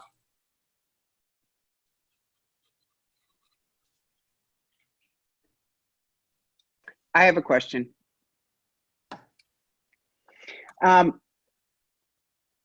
When you said about the 2 programs that you were bringing in that were, I can't remember the names of them.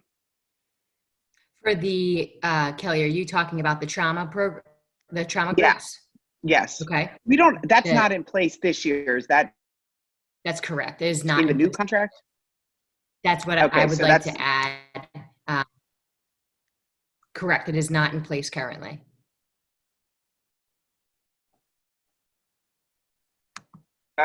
We've had a lot of loopholes this year, and certainly our team has talked to your team. How are we going to, what does the program success look like when this year is, this year's done? So how are we going to fix what was broken last year? The communication, I mean, we talked and talked and talked, and I felt like there were not a lot of results that were happening within the whole programming with our team, your team. It was still 2 entities. How do we rectify that? Because I feel like that was one of the biggest problems that we had, that, it was more of a pointing fingers between teams rather than a collaborative effort. And what are they, are the new programs, the trauma-based programs, going to give us a basis from which we can work? So the trauma-based programs are a different set of groups to work on specific trauma with students. In terms of relationship building and continued collaboration, my hope is that we can get together more regularly and have a clearer picture of, what is expected and what issues there are, so that we can address issues, quickly and regularly. So that's my hope in terms of collaboration. I'm looking for weekly meetings to kind of touch base, so that when things are not going well, at my level, that we can be aware of and following up with, to make sure that we're meeting the needs of the school and the district. And I think from my, sorry, Kelly, I want to just chime in really quick.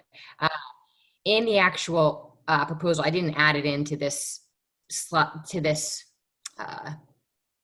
publisher edit, but in the actual proposal that was sent in, there is a table that outlines what I believe the leadership of both child guidance and William Penn, from the emotional support supervisors there, and hopefully the addition and the rest of the staff there would need to do together to be able to be on the same page and ensure that we are a team, because it definitely at each school seems to have, you know, obviously their own culture there in terms of embracing different programming that we do or don't do, and just really making sure that from top down that everybody is on the same page. And I thought that the proposal, inclusive of the meeting structure and communication loop, is how we would be held and hopefully held accountable to that.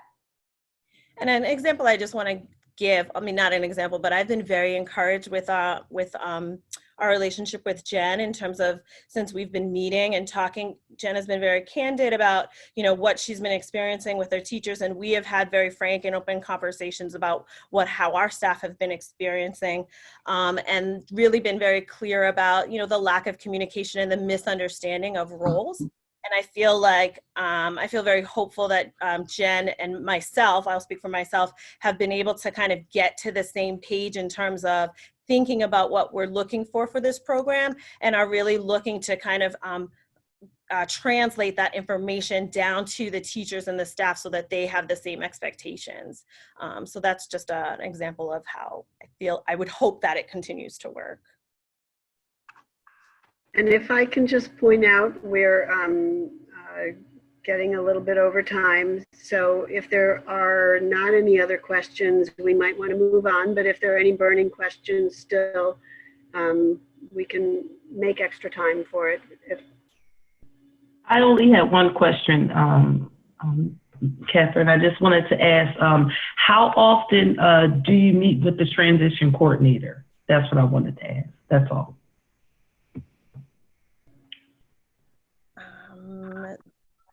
You mean the transition coordinator school? Is that what you're asking?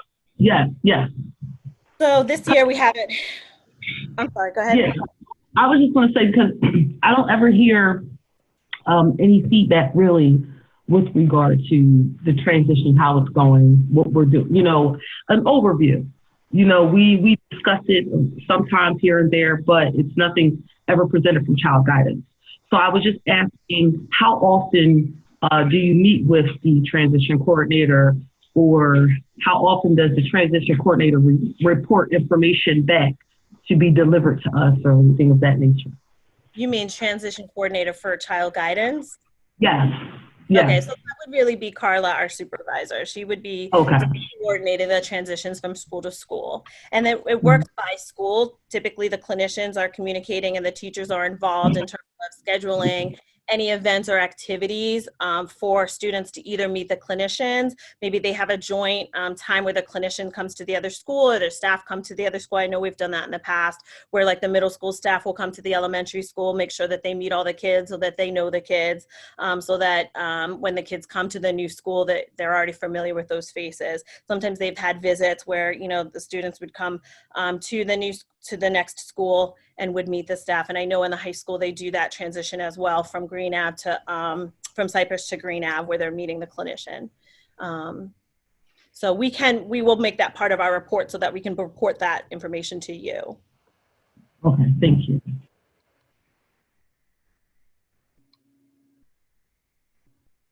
Okay, well, great. Thank you very much. We really appreciate your coming in and driving your own documents, so I didn't have to worry about making sure it was in the right spot. And we look forward to talking with you soon. All right, thank you. All right. Take care. Good night. Good night.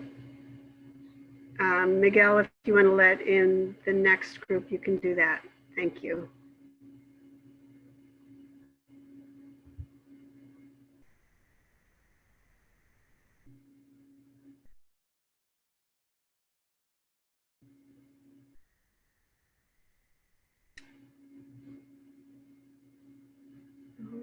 I see Tom and I see Troy. Troy has his mic muted. And I thought I saw Brianna for a minute. So when you are unmuted and ready, and your audio is all up and running, go ahead and introduce yourselves.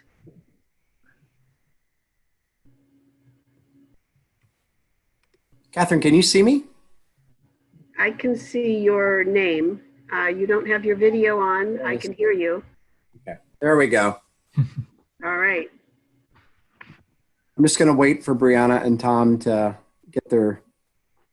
I think we're good. Are we good? Yep. Hi, everyone. Hi there. Awesome. Okay, great. Catherine, do you have the PowerPoint? I do. Do you want to just each introduce yourselves first and then I can put it up, or would you prefer to run it yourselves? Because we have been able to do that if you would prefer. I think, would you prefer to run it yourself, Brianna? Sure. Yeah, that would work well. Okay. You want to pull it up on your end? So just share from my screen? Yes. Does that work? Share screen, yeah. Okay, perfect. Ready, ready for that now? Wonderful. Let me. Okay. Good.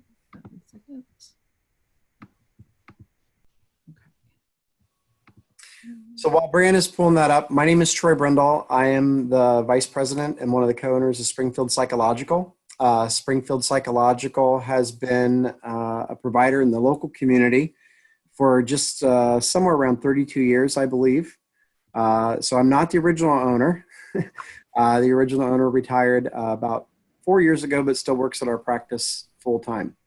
I wanted to thank Catherine Greenstein for inviting us and for allowing us to put in a request for proposal for our Reach School program.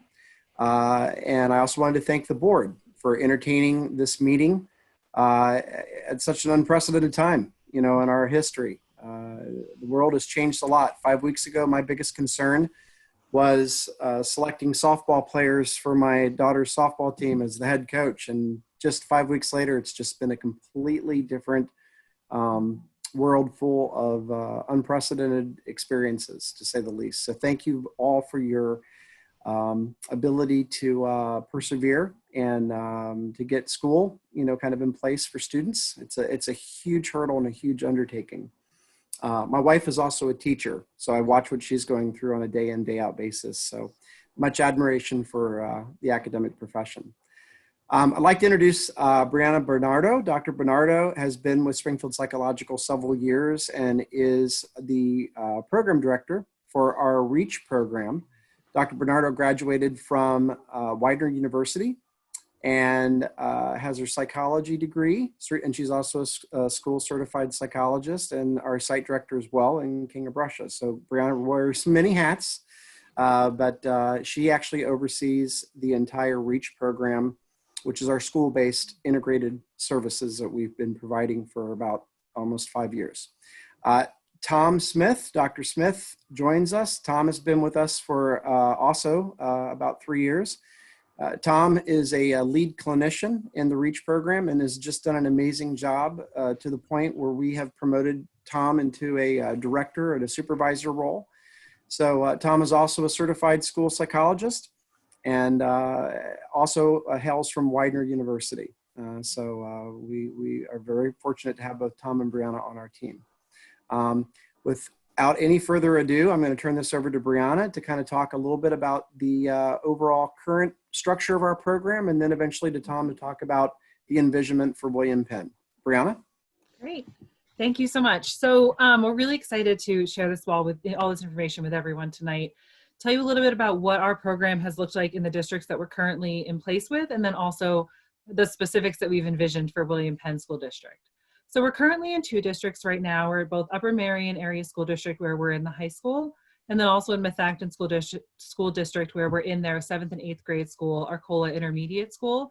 And then starting next year, we'll also be in Methacton High School, as well as their 5th and 6th grade school, which is called Skyview. So we're very excited to expand within that district as well. We've had a lot of success there and formed some really wonderful relationships.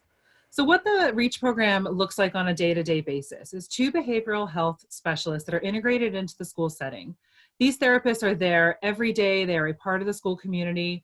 Students, teachers, administrators, people are used to seeing them around. You know, they just become like any other professional within the building, remove some of the stigma that sometimes can go along with mental health. Because again, we're there every day, integrated right into the busiest parts of the school usually. So students are receiving daily group therapy at the high school level. At the middle school level, it's been every other day just because of how their scheduling works a little bit different. So they're getting this group therapy, you know, every day or every other day, covering a wide number of topics. We have a slide a little bit later on that talks about some group example topics of what we might cover throughout a year, but utilizing, you know, overall empirically supported treatments. And then students are also getting at least weekly individual therapy sessions. Oftentimes it's a lot more than that we're meeting with students, you know, on an as needed basis, really. You know, we try to have at least one scheduled time, but then again, on an as needed basis, we meet with the students when issues arise. Because we're in a school, we're also really focused on the academic success of the students. We want to make sure that their academic goals are being met, that we're partnering very closely with teachers and administrators, guidance counselors. We work very closely with guidance counselors, school social workers, whatever supports are already in place. We want to make sure that those are people we're communicating with easily and often. So we also utilize family therapy as needed, you know, as we're able to get families engaged, something that we work very hard to do, remove any barriers for that, as well as using any other additional services that might be in the community, any other programs that might be helpful for the students, coordinating with any outside providers, any outside therapists that might be in place, any outside treatment that might be in place, bridging that gap that can sometimes exist between school and home and school and outside treatment. Additionally, students in our program have access to us 24/7 through crisis support phone. Now that's not meant to replace a 911 emergency type of situation. And we make that very clear to the students. You know, if there's a pressing issue where there's an emergency need, obviously some kind of 911 emergency services would need to be called. This is more of a utilizing of skills reminders. Hey, we worked on this during the day. Reminder, you know, hey, you just had an argument with someone this evening. Here's how we talked about handling that. Here's how we talked about what to do afterwards. If students nervous about something the following day, an issue that might prevent them from getting into school, that's a time they could reach out to us and we can say, okay, let's touch base first thing in the morning before you get into classes, before you get started with your day. You know, let's regroup, let's plan for a successful day. Again, remind them of skills that they've been working on along the way. And also we're able to provide professional development programming for school staff. That's been something that we've really enjoyed doing. That can look anything like, you know, half-day workshops during professional development days. It can look like we've provided some parent activities in the evenings. One of the schools in Methacton asked for that, where we provided little mini sessions where parents could kind of drop in and out. So that's another service that's able to be provided for the school district. Thinking about the students that are involved in our program, this is what the typical profile of a student might look like. These are students who have a history of behavioral health diagnosis, could be depression, could be anxiety, could be a number of other, you know, potential diagnoses that they've encountered along their way. These are also students who typically have poor school attendance, truancy, avoidance issues. And because of that, they're often at academic risk. They're at a failure risk, dropout risk. You know, they're really struggling to engage academically and be successful.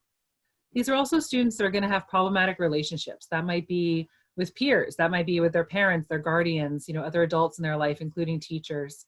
And additionally, these are students who are really going to struggle with school authority, oftentimes getting detentions, getting, you know, all kinds of, you know, lunch detentions, after school detentions, Saturday detentions, whatever might be going on. You know, this is typically the student that we might end up working with. Additionally, you know, family conflict, a lot of struggles within the home can be due to a number of different, you know, issues going on. But overall, these are students that the school personnel are worried could be at risk for alternative placement, or that are currently at alternative placements and they'd like to get them returned back into the school building. So thinking about some of the benefits of having the REACH program within your district, we've, again, because the schools, this is how the existing schools have wanted it structured, and this is the caseload that they've settled on with us.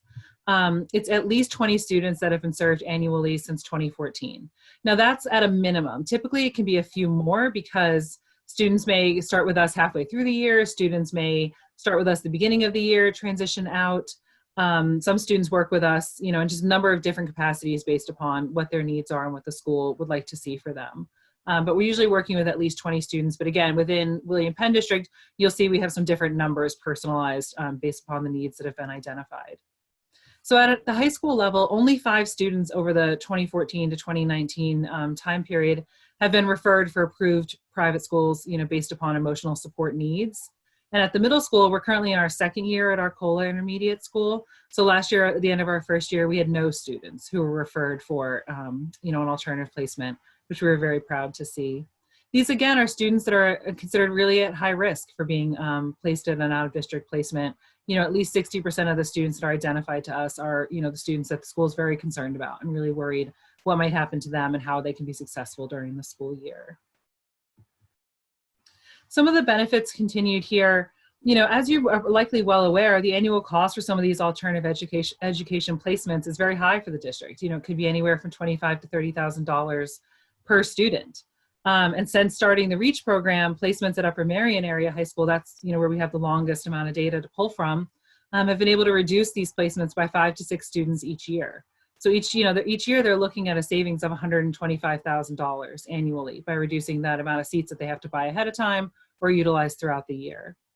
And also students who are coming from the higher levels of care, things like inpatient stays, partial hospitalization stays where they're going during the day and then returning home, intensive outpatient programs where, again, they might be going several afternoons a week for multiple hours.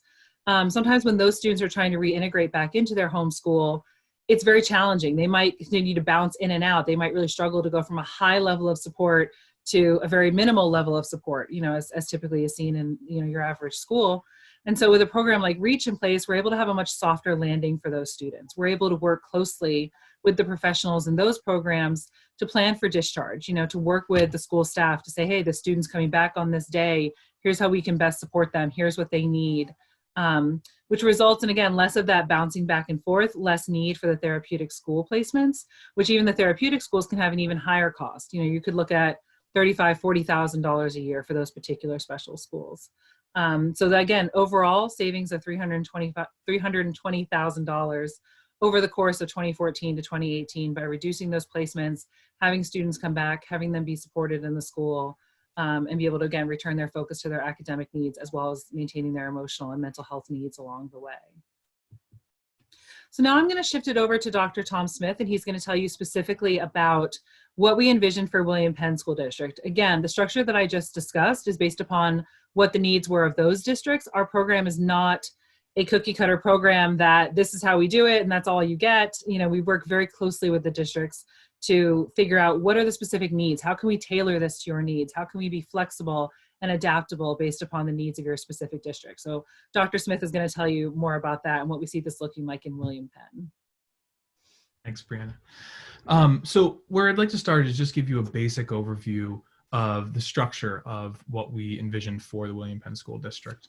As Troy had mentioned, my position would be as the supervisor of the district, of all the schools that would be signing up for the district. So whereas Dr. Bernardo oversees the entire Reach program, my sole responsibility would be for any and all schools in the district. At each school, except with the exception of CSC and the new school, would have their own team lead. So that is an on-site person with both direct service responsibilities and administrative and supervisory responsibilities. And of course, at each school, we would have on-site clinicians built in. So my role, even though I am an off-site position, I am just located in Springfield Psych's Havertown office, so very accessible.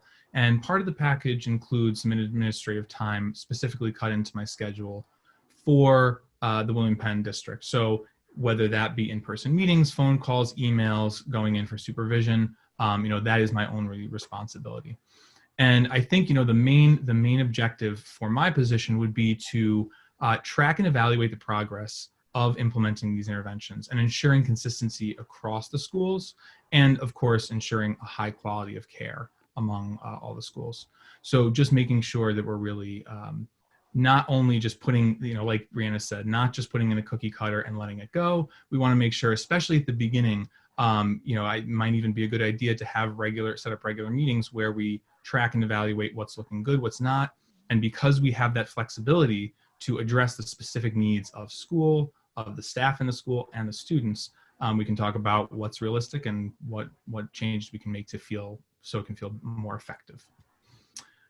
So as we go through school by school, you're going to notice that there's a pretty similar structure with some tweaks. Now, what I'd like to do is go into a little bit of depth with Walnut Street for a couple reasons, because I think, a lot of the research shows that intervening as early as possible is where we see the best effect. And also because it's kindergarten through 6th grade, so we see a very diverse set of kids with a ton of different developmental stages with different cognitive and emotional abilities. So you're going to see a lot more nuance in this. So as I said, there's the on-site team lead. They are responsible for both direct service and administrative and supervisory roles. At Walnut, we have a team lead and 3 direct support clinicians to cover a total of the 45 students in the elementary school. So to group together the different levels of intervention that the on-site staff would be providing, we can really break it down into 4 major categories along with some other district-wide supports. So the first grouping is the group sessions. So at the elementary school, students would be offered every other day group for a lot of the reasons that Brianna had mentioned about our Reach program in our COLA. So we want to make sure that we are finding a balance between addressing all the needs of the kids and also making sure that we're keeping up that high quality care, and we're not having a group of, say, 15 or 16 kids where maybe some students aren't feeling like they can participate. Because of the developmental differences, we tried to split up the groups into something that would make sense for the differing abilities. At this young age, each year is so important in emotional and cognitive development that it wouldn't really make sense to have a kindergartner and a 6th grader in the same group. So we try to split that up with the idea that we want to be flexible with it. If there's one 6th grader and 15 4th and 5th graders, it really doesn't make sense to have those 2 groups just artificially. So that's our approximate approach, with the idea that we want to be flexible in adjusting to the needs of the elementary school. As Brianna had mentioned before, we do take a modular approach, which means that we're not just a cookie cutter, we're not just implementing a pre-made plan, but we do have some guideposts. We do have some guiding lights to work towards. And while we'll get into that a little bit later in the presentation, essentially what we're trying to do is we're trying to build up cohesion in the group, make sure the group feels safe, secure, and supportive for all the students. Start building up basic skills, and then build upon those skills for the more complex regulating emotions. Specific to the elementary school, we have 3 of the staff on a rotating schedule running group, and they rotate through 3 different positions. The lead teacher, who is responsible for implementing the group, picking the group topic, and leading the conversation.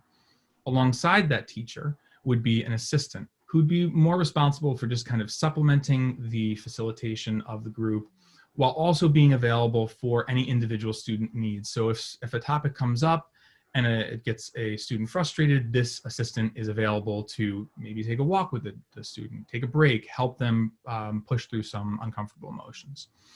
The third person would be what we're calling the positive reinforcer. So their sole job is to pay attention to any and all positive behaviors and behaviors that are engaging in the group. Kind of implementing a little positive behavior plan within group to make sure that we're not just seeing the aggressive behavior, we're not just seeing the disruptive behavior, but we're really particularly paying attention to the good behavior, the behavior we want to see more. And to do that, especially with this age group, it's really great to use physical tokens. So anything, paper clips, poker chips, whatever it is, using those in the moment, which the students can then use to get rewards, to get privileges, to maybe have lunch with one of the clinicians or a teacher that they really like. So just really trying to reinforce these are the behaviors we want to see, and we love when you do it, and here we're going to show you how much we love it. So that's the first type of intervention we have. The second is individual. So again, for these young kids, a lot of the research in our experience shows that a more traditional psychotherapy session where you sit and talk is not as effective with this age group, given their cognitive limitations and their ability to be aware and express their emotions. So while we do offer that, and that can be used many times to reinforce the skills we're learning in group, we also want to be flexible about how that protected 30 minutes is used. So, either the child can use that single weekly session, or we can use the accumulated 30 minutes over the week to do more effective work, in that we can be in the classroom, be in the hallways, be in the lunchroom when a child's having difficulty, and actively coach them and help them through difficult feelings, which is often much more impactful for the children. While family sessions are not an absolute necessity for really effective and good work, they definitely don't hurt. There are very few situations where engaging family, engaging people outside of school who are important in the student's life is not really helpful. So what we would love is to increase engagement. We'd love to have traditional family sessions, and we very openly offer that. However, we know that depending on the school, depending on the family, depending on certain limitations, whether that be transportation or a second job, that might not always be the case. So we also want to be flexible with what family support could look like. So whether that's a traditional face-to-face session, or it's a simple note home saying, hey, Johnny did really great today. I've seen so much progress. We're very proud of him. Here's what we're seeing. Just wanted to let you know. Or, especially everybody's getting a very quick crash course in Zoom and Teams. So, we can hopefully use that to advantage and maybe encourage more engagement from parents if we can just take out the face-to-face in-person session. The third category of intervention would be push-in support. So when we talk about group and individual, we're pulling the child out of their environment, working with them and putting them back. Push-in support is the opposite of that. We're coming in and we're helping. So what this would look like at the elementary level is that we would commit the other person. So we have 3 clinicians in the group. We'd have one other person available to do push-in support, 1 class each day per grade. We're really trying to maximize the amount of classrooms we can get into and the amount of our students that we can help at that time. We would also really strive to keep with a single teacher the same clinician, so they can build rapport and have a lot more of a knowledge base of what's happening, build a good conceptualization of how to help, and then implementing that help. And this is, of course, the idea that if you go to a surgeon and they say, I recommend surgery, without looking at any MRI, imaging, or testing, that feels way too quick, that feels inappropriate. So in the same way, we are absolutely, we feel very strongly that we know how to implement behavioral principles and psychotherapy into the school setting. However, we are the experts in psychology.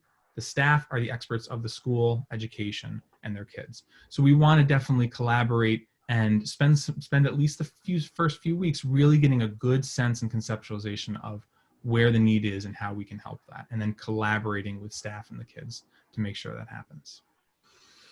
The final piece, the fourth piece, is the teacher and staff consultations. So what we do for this is to protect at least 2 to 3 days during the week, either in the morning or the afternoon after school, whenever teachers have availability. It's important to support the students, but the teachers are an essential piece. The teachers and staff are an essential piece of the culture at the school. And we're not just looking to come in, do our intervention and leave. We're really looking to help build up a culture, build up a positive culture.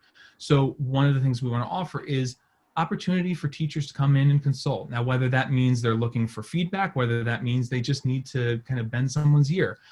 We also are absolutely open and willing to have peer-to-peer consultation that we could facilitate, and maybe give teachers an opportunity to say, hey, I just did this with a class and it felt great, it worked great, or I really had a tough day, and just get that nice social support within the community. So for the middle school, now we'll take a look and kind of just notices the differences between the middle school and the elementary school. So again, we have an on-site team lead responsible for supervision and direct services. And at the middle school, we have 2 clinicians with a caseload of 11 supporting a total of 30 students. So the group, the middle schoolers would be offered group every other day, 2 groups a day with a maximum of 8 students. And the difference you'll notice here is, of course, we take the same modular approach, shifted a little bit for the higher developmental stage and better cognitive ability. But what we do is, instead of having 3 staff, we have 2, where there's 1 lead teacher and then the second, who's the assistant and the positive reinforcer. We've seen this kind of model work in middle schools where we're already located, and feel that as these children are growing up and hopefully building these, the ability to independently regulate their emotions, that we don't need that third staff member there specifically just for the positive reinforcement. We can do that with 2 staff.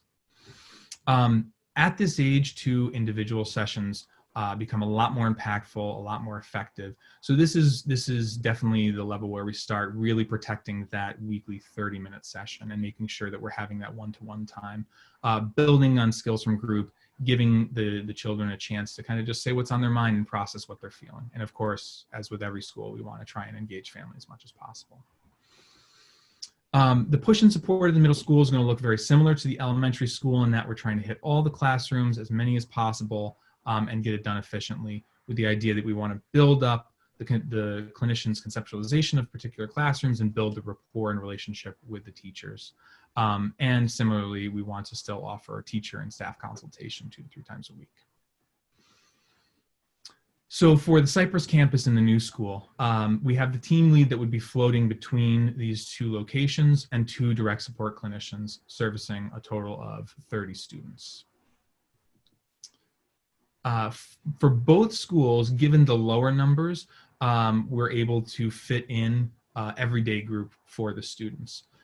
So that would be led by a teacher, an assistant in a similar way to the elementary school. And again, because these students are older and better able to engage with one-on-one sessions, we want to really protect that 30-minute session for them.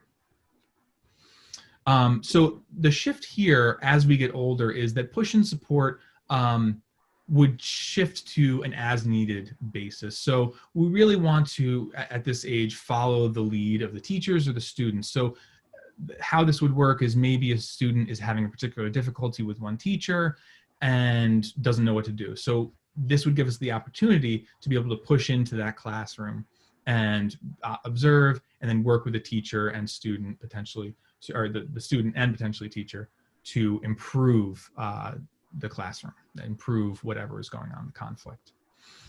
And of course, teacher and staff consultation. Okay. Finally, for Green Avenue campus, we would have the specific team lead on site and 2 direct support clinicians, and they would be supporting a total of 30 students. So because of the numbers, we switch back to students are offered group every other day with the teacher and assistant. And again, we're protecting that 30-minute individual session, reinforcing skills, working on, at this level, we want to give them the closest possible approximation to what they would receive in an outpatient mental health placement. And push and support, again, is as needed, requested by the teachers or student. And we try to keep the same clinician with the teacher to build that relationship and consultation. So that's all the specifics of each school. Just to kind of touch back on what Dr. Bernardo was mentioning, we would offer the 24/7 support phone. Every week would be passed between clinicians. We also would love to be involved in consulting and supporting students and the team during school meetings, whether that's IEPs, 504s, or even just general informal meetings. I think, being placed in Upper Marion High School right now, I've really seen a huge benefit to being part of these informal meetings, because a lot of our students may be anxious to meet with the teacher, may be behind on work and not really sure how to plan, how to catch up. And that's where we can really be in these meetings and help support both the teacher and the student. Our professional development presentations, we've offered both trauma-informed techniques within the classroom, and also talking to teachers about different presentations and different diagnoses and how they affect classroom behavior. We listed a couple of other topics that are potential topics we could cover, but we really want to try to fit the needs of the school. So we always love to hear from teachers, I'd love to learn more about this, I'd love to hear more about this, or kind of, as we get to know the environment better, seeing what might be a good fit for the school and faculty. The way we've traditionally had the presentations is that we usually like to spend the first half kind of just giving information, giving you some education, and then applying that to a conversation. We offer vignettes, want to talk through it with teachers and say, all right, we've got this kid doing this. From what we've learned, how would you handle it? How might we handle it, and turn it into a discussion? So just to return to the concept of our group therapy, these are just examples of the different kind of modules that we might hit. So again, with the idea, we want to start with basic, here's coping skills. Here's how you can be aware of how you're feeling. Here's how you can both be aware and know when to use certain coping skills. Get to know yourself better, learn these coping skills. And as they learn those basic coping skills, now we take those coping skills and use them in the service of, if you're anxious, let's help you feel that feeling and get through it with these coping skills. How are we going to do that? Well, we're going to expose you to these things that make you anxious slowly. So we go through that. We also address sleep, general health, problem solving, goal setting, anything really that the students are interested in can benefit. So at this point, that wraps up the specifics about the school. So I'm going to turn it back to Dr. Bernardo to go over kind of our overarching goals of what we're looking to do with schools and some of the successes and data that back up our ability to reach those goals. Yeah, thank you. So each year as we're approaching the end of the school year, we look at the data that we've collected throughout the year. We're not a program where we want to say, just trust us that we're doing what we say we're doing. We want to be able to actually report back to districts and boards and say, yeah, here's what we found. Here's what we collected throughout the year. So just to give you a brief glance at, based upon last year's data. And again, these goals were specifically developed with the districts that we're already in place with. So these would be goals that we could certainly modify, adjust, add to, remove based upon specific needs for William Penn. So the first one, certainly working to reduce and prevent that need for alternative school placements. At Arcola Intermediate School last year, we had no out-of-district placements that were necessary. And at Upper Marion, we had 2 students who required placements due to mental health and emotional concerns. The second one, the schools really wanted to be able to return students from alternative placements. They discussed how hard that's been and how many challenges that's presented, as well as from hospitalizations. And again, from higher levels of care to prevent that bouncing back and forth. So at Arcola Intermediate School, to start off, there were 4 students who were returning from hospitalizations, and again, had really tough years before we came into place. And once they got involved with our program, all of them were able to be maintained at Arcola and have really successful years, get back into classrooms, stop avoiding, stop leaving early, all of those kinds of things that were occurring. At Upper Marion Area High School, 6 out of the 24 students that we worked with that year sought some additional outside treatment in the form of, again, inpatient, partials, IOPs. And these students were all able to return to Upper Marion versus continuing to seek alternative treatment, considering, needing higher levels of treatment ongoing, bouncing back and forth, and resulting ultimately in a therapeutic placement. And these are the kinds of students who, without a program like Reach, likely would have required a therapeutic placement. And again, that can be at a cost of $35,000, $40,000 a year. So when you add that up to 6, 7, 8 students throughout the year, it becomes very costly for the district. And again, with a program like ours, we were able to support them, meet their goals, maintain them throughout the year, and ultimately, be able to educate them at their home school setting. One of the other goals that, the districts have set forth is looking to increase attendance. If students aren't here, they can't learn. If students aren't here, we can't support them. And I won't, go through every single particular percentage, but what you can really take away from this is that we're getting the outcomes that the school wanted. We're able to decrease those absences, maintain good attendance if it is in place, able to decrease tardies, early dismissals, keeping them within the district and maintaining, because we'll check in, hey, you haven't been in school, what's going on? We'll follow up, we'll track down those students. Another goal was looking at increasing and maintaining their GPA. So again, we were able to see for our students that we work with, they're able to increase their grades, in certainly at least one class, if not 2 or more, or maintain grades. Not all of ours are concerned with their grades. Some of them are doing really well academically. They might be struggling in other areas. So across both schools, again, meeting that need, meeting those goals, and having schools feel that the academic achievements are definitely being placed. So each month when we work with the students, we give them self-report measures, asking them to endorse how they would rate their anxiety and depressive symptoms in particular. So you can see, again, on a month-to-month basis, when we track this data over the course of the year, there's been large percentages that are able to decrease their anxiety goals in a number of different areas of how we group them, as well as their depressive symptoms across both school settings. these charts, just to give you a brief glance at how students are utilizing our program. So we're able to kind of categorize, is it high usage, 2 to 5 times a week that they're in with us for some kind of clinical reason, average, low, you can see where the students fall in that. Then I also want to turn your attention to the general use on the opposite side. Those are things like study halls, lunch times, free periods that may be present, where students are self-selecting. They're choosing to be in the room with us. They feel good in our room. They feel safe and supported. And you can notice that with that large green chunk, on average, students are spending a lot of their free time, in our room. They're doing work. They're engaging with their peers. They're just happier to be in the school setting and working with the clinicians.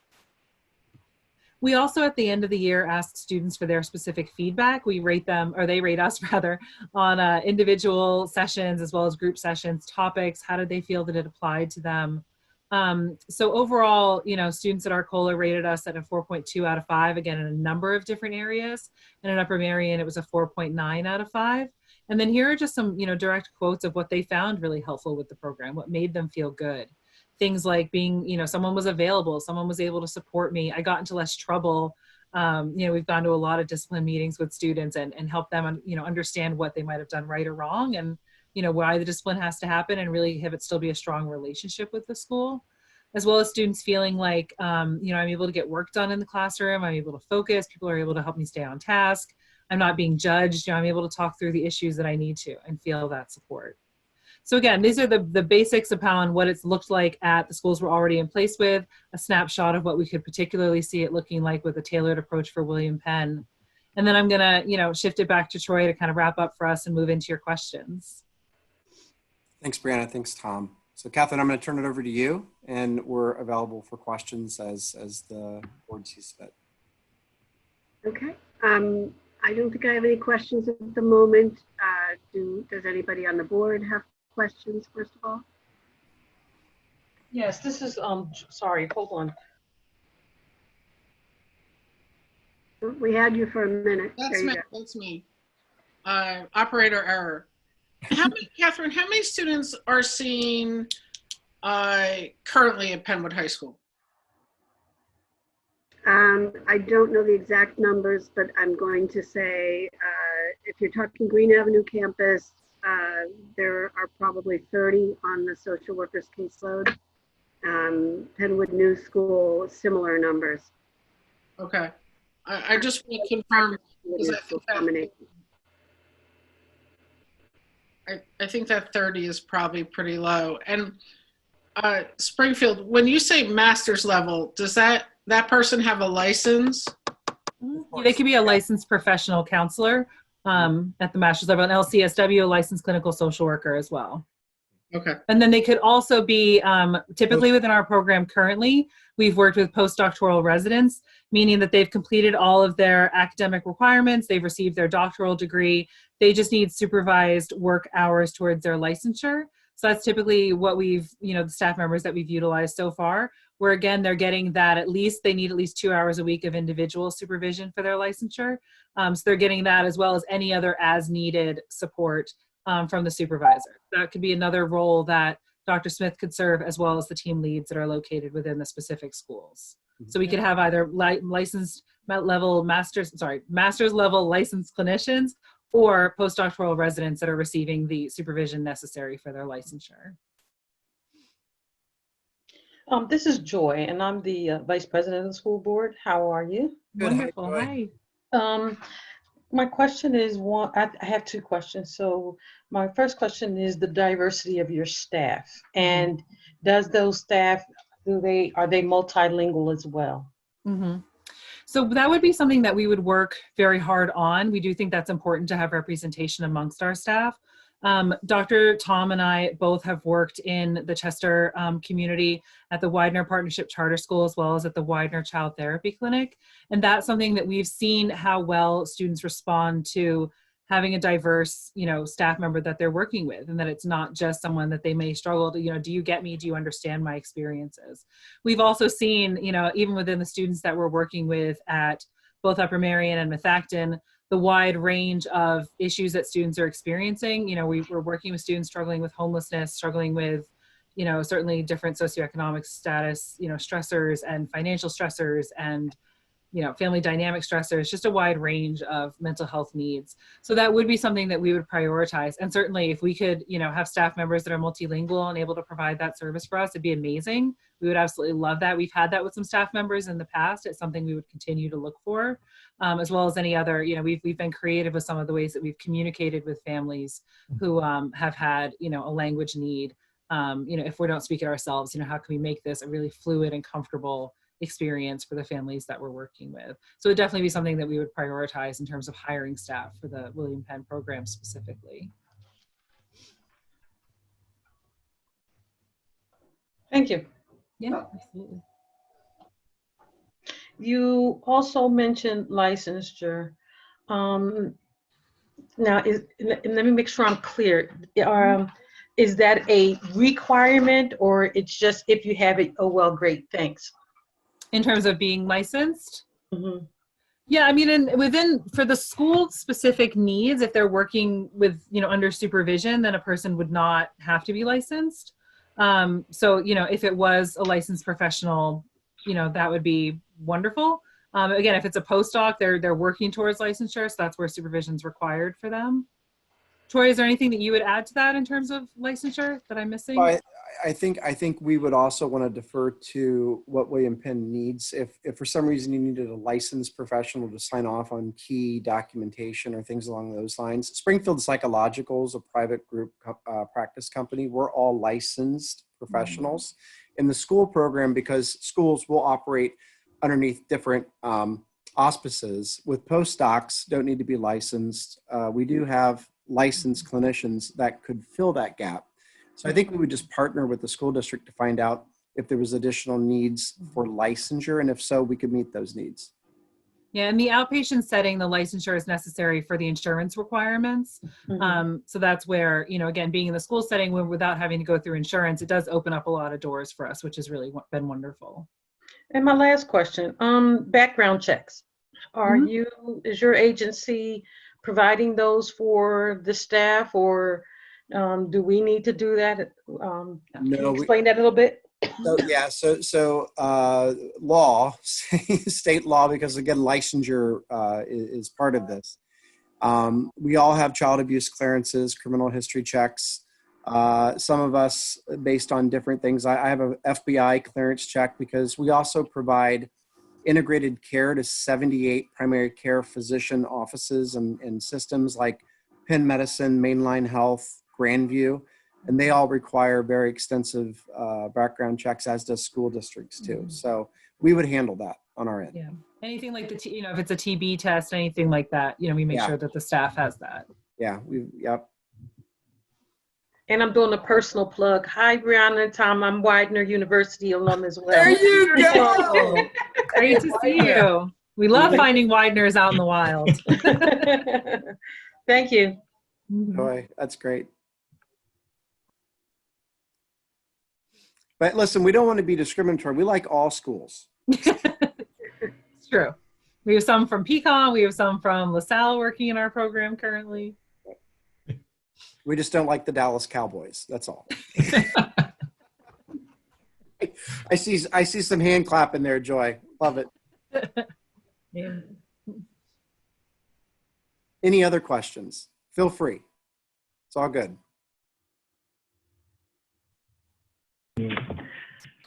Did someone say some hate about the Dallas Cowboys? I just wanted to know. I'm sorry, I had to chime in. I'm sorry. I had to chime in. I think my microphone was a little funky. I said I love the Cowboys. Jane, you were quiet. I could not believe this. I was waiting on you. Oh, you guys are so funny. All right, no comment. I was a little low on the numbers at Green Ave. It's closer to 50, and it's over 30 at Cypress. The Cypress campus includes New School, so New School is our program for students with emotional disturbance and behavior issues, and it's located on the Cypress campus, which also has ninth graders. So that's about 35, and high school around 50. Yeah, thank you. So great, thank you very much. If there aren't any other questions, Mr. McKay, are you also on the carpet today? Is there an agenda item for you? So our agenda items are for next week's meeting. Okay. That was all about you because I didn't want anyone to feel like they had to rush. And so I wanted to leave plenty of time for that. So we will see everybody who plans to attend next week. And that's next Thursday at 6:30, right? Yes. Yes. Yes. Thank you. Thank you for saying that. Yes, it's, we have to have 2 education meetings to get caught up. Everything that's been going on. So that's why there's 2 in the month of April, just to let everybody know. And also Jane, or I believe Jane or Mr. McKay, if you can just go over, I guess, websites people can go to with regard, at the end of this, that people can go to with regard to getting information for access from home, because we've had questions, and Jen, we wanted to make sure that we provide anybody that's on the call from the William Penn School District with information to be able, so they can be able to log in, or any questions that they may have from each school, or for each school.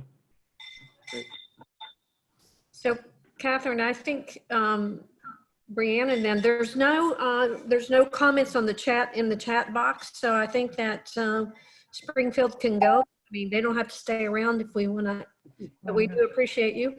Thank you so much. We really appreciate, taking up your time and being able to explain, how we think we could best serve William Penn. We'd be really excited for the opportunity as well. Yeah. So have a good night. Good luck over the next few weeks too. I know this is a challenging time.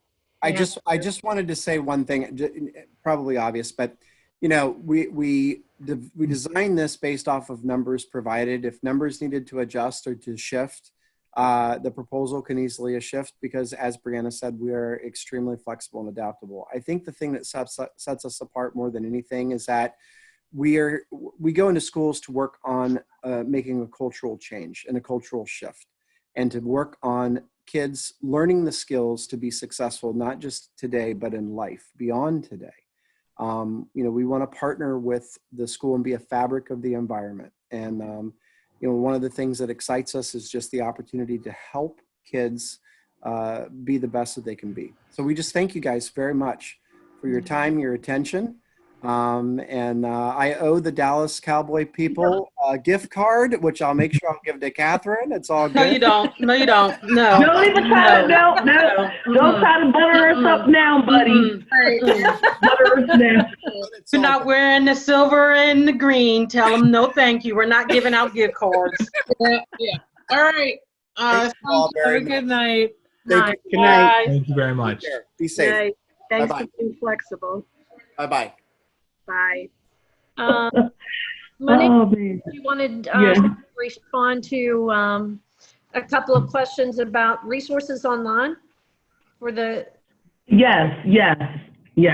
If anyone is on the call that needs to get in contact with their schools. Yeah, just looking through the list, I see one parent. Right. Okay. No problem. We can help you. Just let us know. Right. Okay. Yes, for sure. Thank you, everyone, for attending tonight. Definitely, I just wanted to emphasize that I really feel like tonight the questions that were asked definitely help us on the board, become more familiar with the process, and just understanding. Also, Mr. Dennelsback, thank you for your questioning as well, because don't fall asleep over there on me, Joe. I'm nodding. But I just wanted to say thank you, because your line of questioning helps us as well to understand. And what I will do for the board. In the New World Order. Sorry, Joe. What'd you say? In the New World Order. Late. We're getting punchy. Yes, we are. So, Catherine, you're going to send us the entire board all 3 proposals.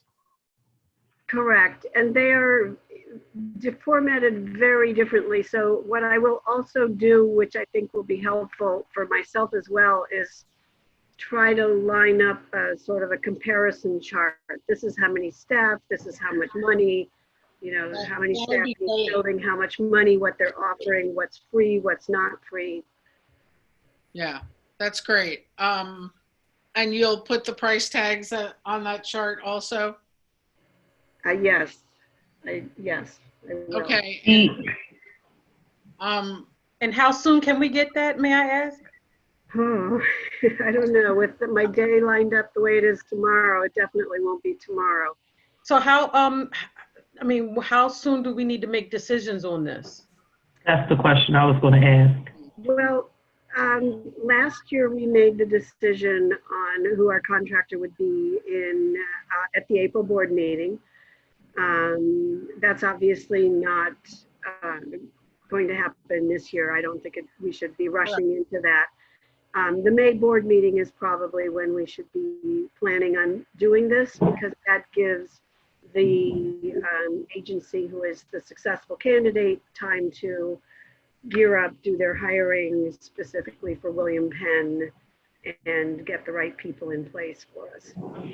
I mean, I know it's a lot, Ms. Catherine, and I know that you know, you guys are doing a lot to keep us above water with the pandemic and all.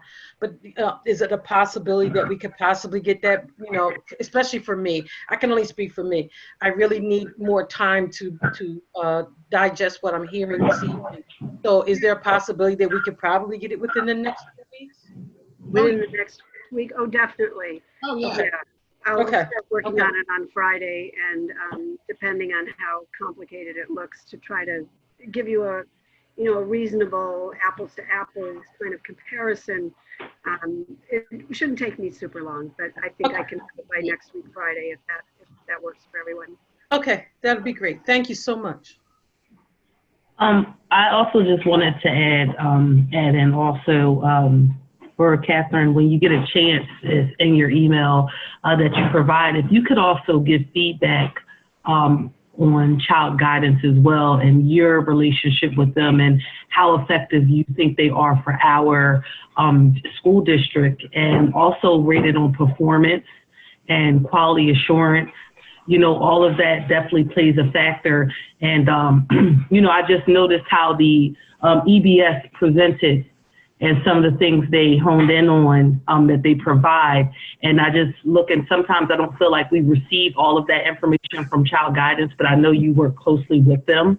So if you could also provide, you know, if it was reassurance, but even just information for us so we can feel comfortable with picking, you know, or deciding on the best thing for the district as well. Sure. Yeah, sometimes something that looks like isn't really an apple. So I'll try to get all the information out there that you need. Okay, thank you. All right. Thanks, everyone. Hey, Leslie, I love your dog. I have a Beagle Bulldog mix. Oh boy. Dallas Beagles. Yeah, Don't hate, I muted because she's back here. Oh, he's so cute. Yes. Hi, Tina. He's a dog. Her name's Tina? Yeah. That's crazy. It's so Delco. I'll bring Olive to the next meeting. Yeah. Oh, okay. Yeah. We'll show all our dogs. Yes. Mo, you can bring Kobe. I'm going to be jealous. I want a dog. Yeah. All right, guys. Be Okay, well. good night, everybody. Good night. All right. Good night. Good night. Night, everybody. Have a good night. Bye.